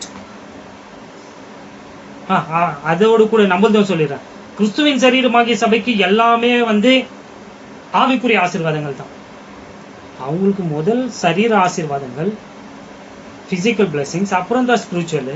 கிறிஸ்துவின் சரீரமாகிய சபை ஆகிய நமக்கு முதல்ல ஸ்பிரிச்சுவல் பிளெஸிங். பிதாவாகிய தேவன் உங்களை கிறிஸ்துவுக்குள் சகல ஆவிக்குரிய ஆசீர்வாதத்தினாலும் ஆசீர்வதித்து முடித்துட்டார். எபேசியர் 1:3 ஆல்ரெடி டீச் பண்ணிட்டார், போய் பாருங்க. நம்மளுக்கு பூமிக்குரிய பிசிக்கல் சரீர பிரகாரம் ஆசீர்வாதம் நம்மளுக்கு கிடையாது, நம்மளுக்கு வாக்களிக்கப்படல. நம்மளுக்கு முதலாவது ஆவிக்குரிய ஆசீர்வாதம், ரெண்டாவது தான் நம்மளுக்கு பிசிக்கல் பிளெஸிங். அது என்ன பாத்தீங்கன்னா, இந்த நம்ம அது வந்து நம்மளுக்கு பரலோகத்தில் வைக்கப்பட்டிருக்கு. அதாவது நம்மளுடைய சரீரங்கள் மறுரூபம் அடைந்து அந்த மறுரூப சரீரத்துல தான் சரீரத்திற்குரிய ஆசீர்வாதங்களை நம்ம என்ன பண்ண போகிறோம், கிறிஸ்துவுக்குள்ள அளவற்ற அந்த ஐஸ்வர்யத்தை நம்ம அனுபவிக்க போகிறோம். சரீர ஆசீர்வாதங்கள் அது நமக்கு எங்க, பரலோகத்துல. ஸோ அவர் first blessing is spiritual, second is physical. ஆனா யூதர்களுக்கு, இஸ்ரேலர்களுக்கு ஃபர்ஸ்ட் பிசிக்கல், லேட்டர் ரெண்டாவது தான் ஸ்பிரிச்சுவல். இதுவே தனியா ஒரு பாடம் எடுக்கணும்னு நினைக்கிறேன். எது நம்மளுடைய ஸ்பிரிச்சுவல் பிளெஸிங்ஸ், ஏன் அவங்களுக்கு அந்த ஸ்பிரிச்சுவல் பிளெஸிங்ஸ் இல்லை என்பதையே அவங்களுக்கு நிறைய போதிக்கணும். டைம் பயப்படுத்துதுன்னு. ஸோ இந்த வசனத்துக்கு மட்டும் அர்த்தம் சொல்லிட்டு நம்ம கடந்து போயிடலாம். அதாவது ஆண்டவர் சொல்றாரு, உங்களுடைய இருதயத்தை நான் என்ன பண்ண போகிறேன், விருத்த சேதனம் செய்ய போகிறேன். இப்போ விருத்த சேதனம் பண்ணியிருக்கிறார் ஆண்டவர். அவங்களுடைய மாம்சத்தை தான் விருத்த சேதனம் செஞ்சுட்டு இருக்காங்க. அதாவது நுனித்தோலை கத்தனா பண்ணியிருக்கிறாங்க, நீக்கி இருக்கிறாங்க. ஆனா எந்த ஒரு யூதனுடைய இருதயமும் விருத்த சேதனம் அடைந்திருக்கான்னு பாத்தீங்கன்னா கிடையாது. அது எப்பதான் நடக்கும், மெசியா வராப்பதான் நடக்கும். அது புதிய உடன்படிக்கையில தாங்க நடக்க போகுது. அதுதான் சொல்றாரு ஆவிக்குரிய ஆசீர்வாதம். ஸோ இந்த எப்படி சரீரத்துல நுனித்தோலை நீக்குறாங்களோ தேவையற்றத, அது போலவே ஆண்டவர் சொல்றாரு இங்க யூதர்களுக்கு, நான் உங்களுடைய இருதயத்தை வந்து என்ன பண்ண போறேன், விருத்த சேதனம் செய்ய போறேன். நுனித்தோலை எப்படி எடுக்கிறது போல உங்களுடைய அந்த இருதயத்துல இருக்கிற அந்த தோலை நான் நீக்க போறேன் என்ற ஆசீர்வாதத்தை இங்க சொல்றாரு பாருங்க. தீர்க்க தரிசனமா சொல்றாருங்க, கவனிச்சிங்களா? ஸோ புரியும்படியாக சொல்லுன்னா, இப்போ இந்த இருதயத்தினுடைய அந்த நுனித்தோல் ஃபோர்ஸ்கின் அது என்னன்னு பாத்தீங்கன்னா, அது இச்சை, அது ஆசைகள், இந்த பிளஷர்ஸ், ஆசைங்க, இச்சைகள், இச்சை, ஆசைகள், மற்றவங்க மேல இச்சிக்கிறது, டு நாட் கவர்ட் ஆண்டு சொன்னார் இல்லைங்களா, அந்த மாதிரி இதெல்லாம் வந்து இருதயத்துல வந்து என்ன பண்ணிட்டு இருக்கு. இத யூத மக்களுக்குங்க, நம்ம கிடையாது. கிறிஸ்துவின் சரீரமாகிய சபை வந்து கிறிஸ்துவுக்குள்ள நம்ம யாரா இருக்கிறோம், புதிய சிருஷ்டியா இருக்கிறோம். அதுதான் சொல்றோம், அவங்களது வேற நம்மளது வேறங்க கம்ப்ளீட்லி. நம்மளுக்கு ஆவிக்குரிய ஆசீர்வாதத்துல தான் இருக்கிறோம். we are already saved. நம்ம ஆல்ரெடி மீட்கப்பட்டு இருக்கிறோங்க. நம்ம ஆல்ரெடி பரிசுத்த ஆவியானவர் நம்மளுக்குள்ள வாசம் பண்ணிட்டு இருக்கிறாரு. நம்மள நீதிமானாய் மாற்றி இருக்கிறாரு. கிறிஸ்துவுக்குள்ள நம்ம நீதிமானா இருக்கிறோம். we are complete in Christ Jesus. இதெல்லாம் நம்மளுடைய நிருபத்துல இருக்கும், நம்மளுடைய உபதேசம். அங்கெல்லாம் போய் தேடிங்களா கிடையாது. இதெல்லாம் பவுல் மாத்திரத்தான் சொல்லியிருப்பாரு. ஏன்னா இதெல்லாம் நம்மளுடைய உபதேசங்கள், நம்மளுடைய ஆசீர்வாதங்கள். நமக்கு பரலோக நிச்சயம், நித்திய ஜீவனின் நம்பிக்கை, அஷூரன்ஸ் ஆஃப் சால்வேஷன், ரட்சிப்பினுடைய நிச்சயம் நமக்கு இருக்கு. நம்ம பரிசுத்தமாக்கப்பட்டிருக்கிறோம், கிறிஸ்துவுக்குள்ள நம்ம நீதிமானா இருக்கிறோம். இப்படி அடக்கிட்டு போய் ஆல்ரெடி நான் எபேசியர் 1 டீச் பண்ணியிருக்கிறேன், கேட்டு பாருங்க. இதெல்லாம் நமக்கு, இது அவங்களுக்கு கிடையாது. அவங்க சரீர ஆசீர்வாதத்தை தான் அனுபவிச்சு கொண்டு இருக்கிறாங்க. எங்கேயோ போறோம் பாருங்க. நுனித்தோல். ஸோ ஆண்டவர் சொல்றாரு, நான் உங்களுடைய இருதயத்தை விருத்த சேதனம் பண்ண போறேன். உங்களுடைய இருதயத்தை வந்து அந்த தேவையற்ற அந்த இச்சைய, அந்த ஆசைகளை வந்து நான் என்ன பண்ணிட போறேன், உங்களிலிருந்து எடுத்துட போறேன். அப்படி எடுத்தா மாத்திரம் தாங்க அவங்க கர்த்தருக்கு பிரியமா வாழ முடியும். அப்படி இல்லைன்னா எப்படி வாழ்வேன்? அதுதான் அந்த சர்க்கம்சிஷன் ஆஃப் ஹார்ட்ன்றதுக்கு அர்த்தம் என்னன்னா, அந்த ஃபோர்ஸ்கின் என்னன்னு பாத்தீங்கன்னா டிசையர், ஆசை, தேவையற்ற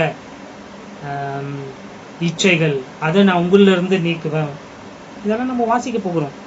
அப்புறம் வந்து விருத்த சேதனம் என்பதற்கு அர்த்தம் என்னன்னா, நான் அதை வந்து அதை இச்சிக்கிற அந்த இதை வந்து எடுத்துட போறேன். அதுதான் சொல்லிட்டு இருக்கிறேன் இல்லைங்களா. இன்னும் புரியும்படியாக சொல்லணும்னு பாத்தீங்கன்னா, நான் அதுக்கு ஆயத்தமா வரல. அதாவது முறையற்ற தேவையற்ற உங்களுக்கு உங்களுடையது இல்லாததை நீங்க இச்சிக்கிறீங்க, ஆசைப்படுறீங்க இல்லைங்களா? அந்த ஆசை அந்த இச்சையெல்லாம் உங்களிருந்து நான் என்ன பண்ணிட போறேன், அகற்றிட போறேன். நீங்க தேவனுக்கு விரோதமாய் செய்கிற அந்த கிரியைகளினுடைய அந்த அந்த ரூட், அந்த வேரிய உங்களிருந்து நான் என்ன பண்ணிட போறேன், அகற்றிட போறேன். அந்த தீய அந்த தீங்கு நினைக்கிற தீய அந்த கேரக்டர் உங்களை விட்டு நான் என்ன பண்றேன், அகற்ற போறேன்னு கர்த்தர் வாக்களிக்கிறார் பாருங்க.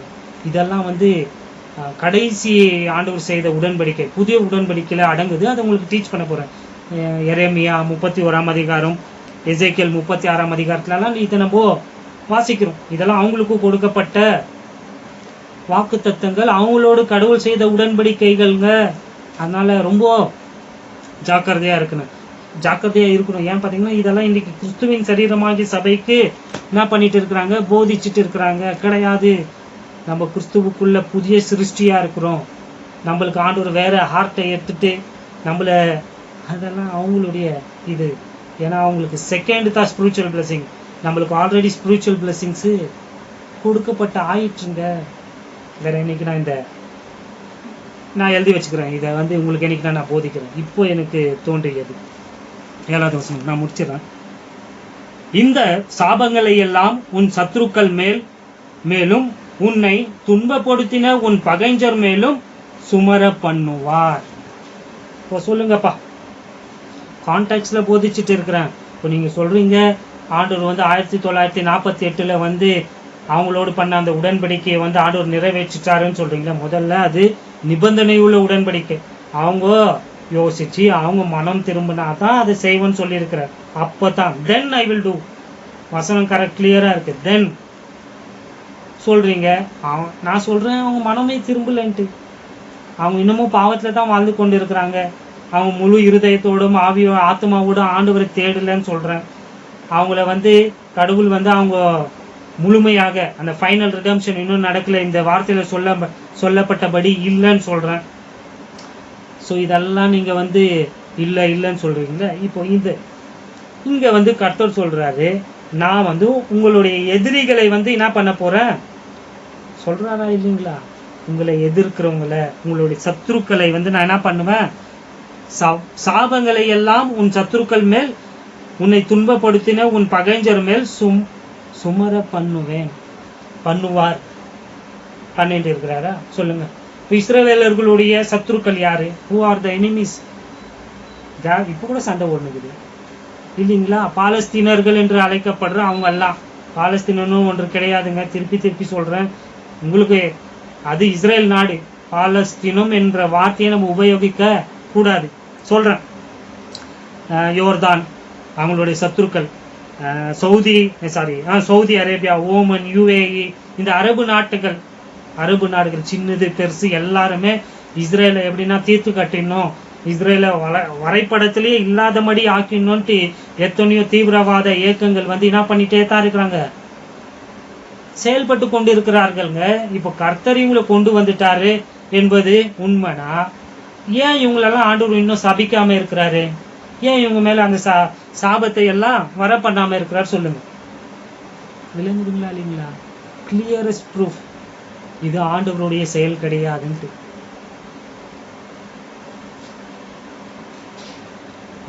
கீழே இருக்கு பாருங்க.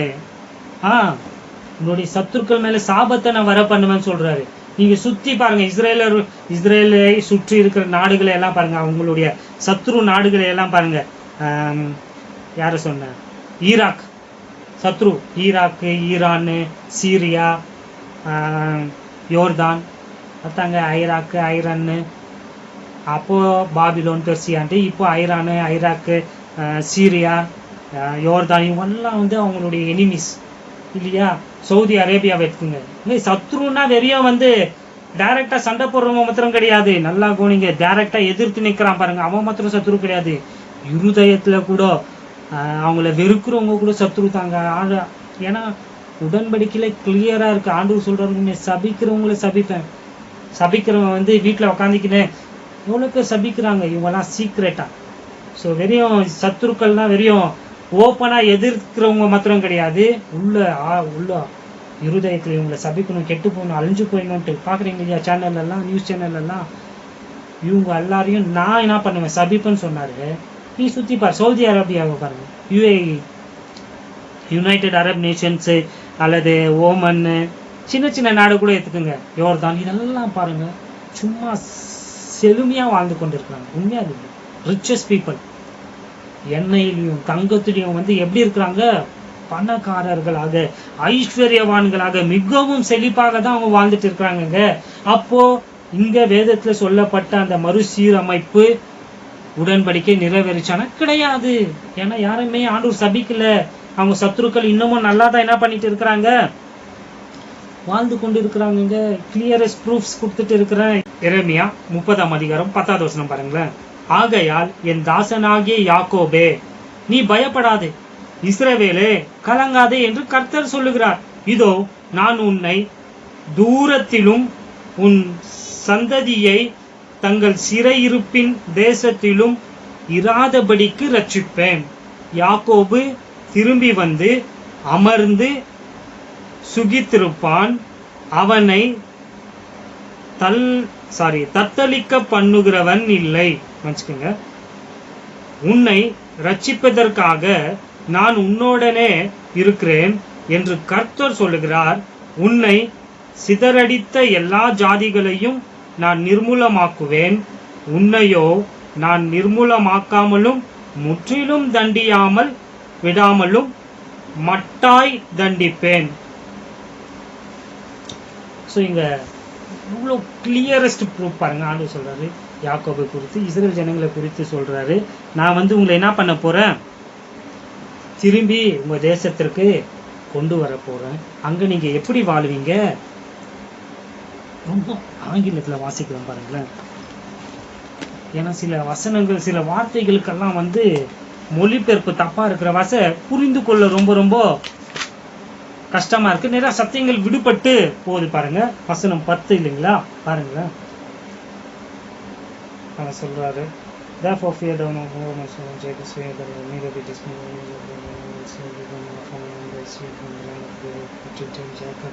Jacob shall return and shall be in rest.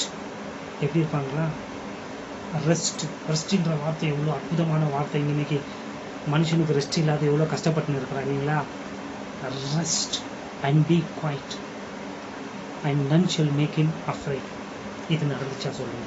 ஆண்டவர் கொண்டு வந்துட்டாருன்னு சொல்றீங்களே, ஆனால் ஆண்டவர் சொல்றாரு அவங்கள கொண்டு வர அப்போ என்ன நடக்கும் பார்த்தீங்கன்னா, நீங்க எப்படி இருப்பீங்களா, அமைதலாக ஓய்ந்து இருப்பீங்க, ரெஸ்ட்ல இருப்பீங்க, எந்த சண்டையும் இருக்காது, பீஸ்ஃபுல்லா சமாதானமா இருப்பீங்க என்பது தாங்க அதனுடைய பொருள்.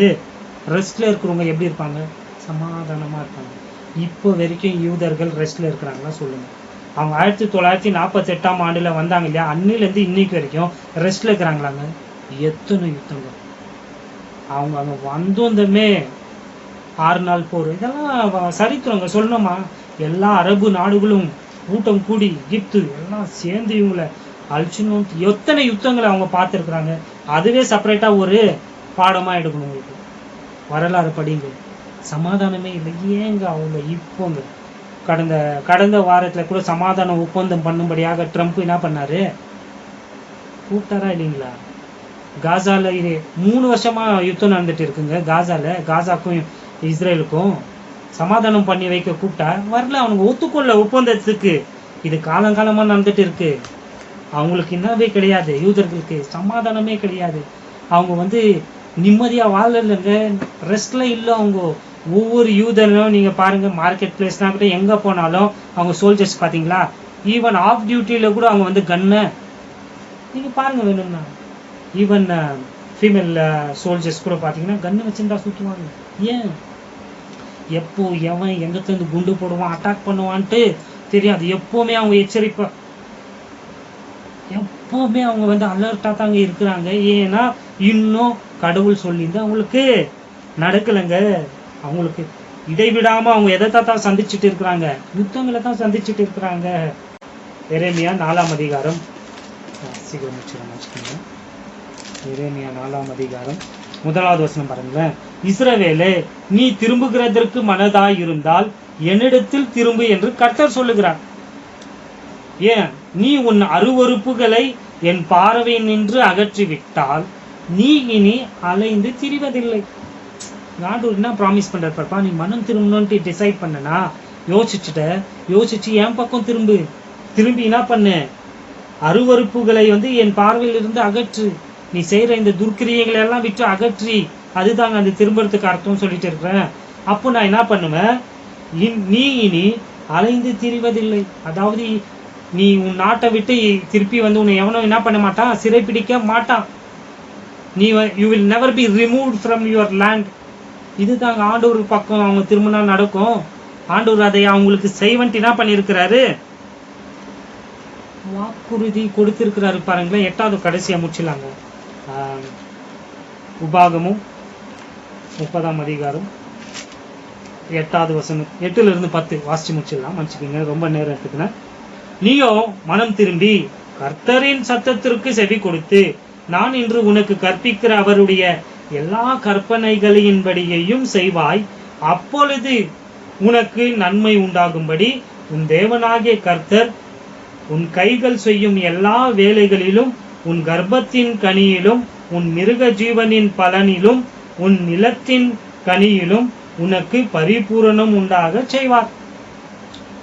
உன் தேவனாகிய கர்த்தருடைய சத்தத்திற்கு செவி கொடுத்து இந்த நியாயப்பிரமாண புஸ்தகத்தில் எழுதியிருக்கிற அவருடைய கற்பனைகளையும் அவருடைய கட்டளைகளையும் கை கொள்ளும் போது உன் தேவனாகிய கர்த்தரிடத்தில் உன் முழு இருதயத்தோடும் உன் முழு ஆத்மாவோடும் திரும்பும் போது கர்த்தர் உன் பிதாக்களின் மேல் சந்தோஷமாய் இருந்தது போல உன்மேலும் உனக்கு நன்மை உண்டாக திரும்பவும் சந்தோஷமாய் இருப்பார்.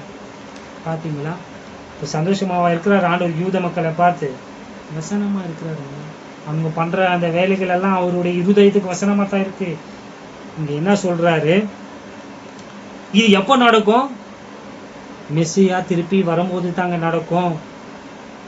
இயேசு கிறிஸ்துவினுடைய 2ஆம் வருகையில தான் இது நடக்குங்க.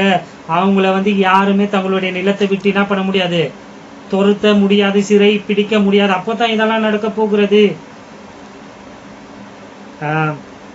ஆண்டவர் சொல்றாரு, நான் உங்களை என்ன பண்ணுவேன், ஆசீர்வதிக்க போறேன். நீ கைட்டு செய்கிற வேலையெல்லாம் ஆசீர்வதிக்கப்படும், உன்னுடைய சந்ததி பெருகும். நீ போகும்போதும் சொன்னாரு இல்லைங்களா, அந்த ஆசீர்வாதங்கள் எல்லாம் இயேசு கிறிஸ்து வராரு இல்லைங்களா, அப்பதான் நடக்க போது. அப்பதான் ஆண்டவர் உங்க மேல சந்தோஷப்படுவார். எப்படி பழையசுல அவங்களுடைய முற்பித தாவீதெல்லாம் ஆண்ட போது எப்படி ஆண்டவர் சந்தோஷமா இருந்தாரோ, அது போலவே திரும்பவும் ஆண்டவர் எப்பதான் சந்தோஷப்படுவாருன்னா, இயேசு கிறிஸ்து 2வது வருகையில அவங்களை ஆட்சி செய்யறப்போ இவங்க மனம் திரும்பி இவங்களுக்கு அந்த புதிய இருதயம் அதெல்லாம் நம்ம பார்க்க போகிறோங்க இன்னொரு உடன்படிக்கையில. அப்போதான் இதெல்லாம் நடக்க போகிறது. அப்பதான் மறுசீரமைப்பு என்ன பண்ண போகிறது, நடக்க போகிறதுங்க. அந்த உடன்படிக்கை அது நிபந்தனை உள்ள உடன்படிக்கையா இருக்கிறபடினாலே அவங்க மனம் திரும்பி கர்த்தர் பக்கம் திரும்பி பொல்லாப்பானதை விட்டாதான் அந்த மறுசீரமைப்பு உடன்படிக்கை நிறைவேறும். இல்லாத வரைக்கும் அது நிறைவேறாது. ஏன்னா யூதர்கள் எப்பொழுதுமே யூதர்களுடைய அந்த ரெக்கன்சிலியேஷன், அதாவது ஒப்புரவாகுதலுக்கு எப்பவுமே யூதர்கள் தான் ஃபர்ஸ்ட் ஸ்டெப் எடுக்கணும், கடவுள் எடுக்க மாட்டார். இப்ப நம்மளுடைய விஷயத்துல கிறிஸ்துவின் சரீரமாகிய சபையில பாத்தீங்கன்னா கடவுள் தான் நம்மளே ஆண்டவராகிய இயேசு கிறிஸ்து தான் நம்மை பிதாவோடு ஒப்புரவாக செய்தார். ஃபர்ஸ்ட் ஸ்டெப் யாரு எடுத்தது? கடவுள் தாங்க எடுத்தாரு. இந்த உலகத்தை கிறிஸ்துவின் மூலியமாக ஆண்டவர் என்ன பண்ணாரு, கிறிஸ்துவின் மூலியமாக ஒப்புரவாக செய்தார் இல்லைங்களா, நம்மளுடைய உபதேசங்க. ஆனா யூத மக்களுக்கு ஆண்டவர் கொடுத்திருக்கிற அந்த உடன்படிக்கையின்படி அவங்க தான் முதல் ஸ்டெப் எடுக்கணும். ஒரே ஒரு ஆதார வசனம் மற்றும் வாசிச்சு நம்ம முடிக்கலாம். மலக்காய் சாப்டர் 3 3வது அதிகாரம் வசனம் 7வது வசனம் பாருங்களேன். நீங்கள் உங்கள் பிதாக்களின் நாட்கள் தொடங்கி சொல்றார் பாருங்க, என் கட்டளைகளை கை கொள்ளாமல், ஆண்டவருடைய குற்றச்சாட்டு பாருங்க யூதர்கள் மேல. நீங்க உங்க பிதாக்கள் பூர்வ காலத்துல இருந்தே என் கட்டளைகளை கை கொள்ளாமல் அவைகளை விட்டு விலகி போனீர்கள். என்னிடத்திற்கு திரும்புங்கள், அப்பொழுது உங்களிடத்திற்கு திரும்புவேன் என்று சேனைகளின் கர்த்தர் சொல்லுகிறார். நாங்கள் எந்த விஷயத்தில் திரும்ப வேண்டும் என்கிறார்கள். பாருங்க என்ன ஆக்டிங் பண்றானுங்க, தெரியாத மாதிரி. கர்த்தர் சொல்றாரு, நீங்க மனம் திரும்புங்கடான்ட்டு சொல்றாரு. இந்த வசனத்தை படிக்கிறப்ப நிறைய விஷயத்த நான் விட்டுட்டு இருக்கிறேன். மேலும் நான் அடுத்த பாடத்துல அதை கவர் பண்றேன். கடவுள் சொல்றாரு, மனம் திரும்புங்கடா, பொல்லாப்பானதை விட்டு நீங்க என் பக்கம் திரும்பினாத்தா நான் திரும்புவேன். நிபந்தனை பாத்தீங்களா? அது தாங்க சொல்றேன். மறுசீரமைப்பு உடன்படிக்கை, நிபந்தனை உள்ள ஒரு உடன்படிக்கை. நீங்க மனம் திரும்பி, நீங்க உங்க முழு இருதயத்தோடும் ஆத்மாவோடும் மனம் திரும்பி கர்த்தரை நேசிச்சு பொல்லாப்பான வழியை விட்டு திரும்பினா மாத்திரம்தான் கர்த்தர் உங்க பக்கத்துக்கு திரும்புவார். ஆண்டவர் உங்களை அவர் உங்களோடு பண்ண அந்த உடன்படிக்கையை நினைவு கூர்ந்து உங்களை என்ன பண்ணுவாரு, அவர் வாக்களித்தபடி இந்த மறுசீரமைப்பு, இந்த ரெஸ்டோரேஷன் காவனன்ட்ல சொன்னபடி அவர் உங்களுக்கு செய்வார். ஆனா அதற்கு ஃபர்ஸ்ட் ஸ்டெப் யார் எடுக்கணும்? நீங்க எடுக்கணும். சொல்லுங்க. இப்ப 1948ஆம் ஆண்டுல வந்திருக்கிற யூத மக்கள் அவங்க கர்த்தர் பக்கம் திரும்பினாங்களா? மனம் திரும்பினாங்களா? கிடையாது. பின்னையா இதை பாலஸ்தீன உடன்படிக்கை நிறைவேறுச்சுன்னு சொல்றீங்க? நிறைவேறல, நிறைவும் வேறாது. ஏன்? நான் இருக்கிற வரைக்கும் இந்த பூமியில அது நிறைவேறாது. கிறிஸ்துவின் சரீரமாகிய சபை இந்த பூமியில இருக்கிற வரைக்கும், அதாவது ரகசிய யுகம், மிஸ்ட்ரி புரோகிராம், மிஸ்ட்ரி டிஸ்பென்சேஷன் இங்க இருக்கிற வரைக்கும் பூமியில அது நிறைவேறாது. கிறிஸ்துவின் சரீரமாகிய சபை எப்படி எப்போ இயேசு கிறிஸ்துவினுடைய ரகசிய வருகையில எடுத்துக்கொள்ளப்படுமோ அப்பதான் தீர்க்க தரிசன யுகம் துவங்கும். அப்பதான் இங்க சொல்லப்பட்ட அனைத்துமே நிறைவேறும். அது வரைக்கும் அது நிறைவேறாது. ஸோ யூதர்களுக்கு இன்னைக்கு யூதர்கள் இஸ்ரேலுக்கு வந்துட்டாங்க இல்லையா, அது தீர்க்க தரிசனம் நிறைவேறுதல் கிடையாது. அது கர்த்தருடைய கிரியை கிடையாது. அவங்க இன்னைக்கு காட் டிவியோ, என்ன சேனல், தூதன் டிவியோ, எந்த சேனல்ல நீங்க பார்த்தாலும் தீர்க்க தரிசனம் நிறைவேறிச்சு, இந்த வசனம் நிறைவேறிச்சுட்டு அவுட் ஆஃப் கான்டெக்ட் எடுத்து போதிச்சா அது தப்பு. கான்டெக்ட் பிரகாரம் பார்த்தீங்கன்னா இதெல்லாம் நடக்கிறப்போ இதெல்லாம் நடக்கும். நீங்க இதெல்லாம் செஞ்சீங்கன்னா கடவுள் இதெல்லாம் செய்வேன்ட்டு சொன்னார் இல்லையா, அதெல்லாம் நடந்தாதான் அதனுடைய நிறைவேறுதல். அது நிறைவேறல, அது நடக்குமோ நடக்காது என்பதை உறுதியா நான் உங்களுக்கு சொல்றேங்க. ஏன்னா தீர்க்க தரிசன ப்ரோக்ராம் இப்போ கிடையாது, ஸ்டாப் பண்ணிட்டு இருக்கிறாரு. ரகசிய ப்ரோக்ராம்ல நம்ம வாழ்ந்து கொண்டு இருக்கிறோம் இல்லைங்களா? பரிசுத்த ஆவியானவர் இந்த வார்த்தைகளை கொண்டு உங்களுக்கு ஊழியம் செய்வாராக. ஆண்டவராகிய இயேசு கிறிஸ்துவின் கிருபையும் சமாதானமும் நம் அனைவரோடும் இருப்பதாக. ஆமென்.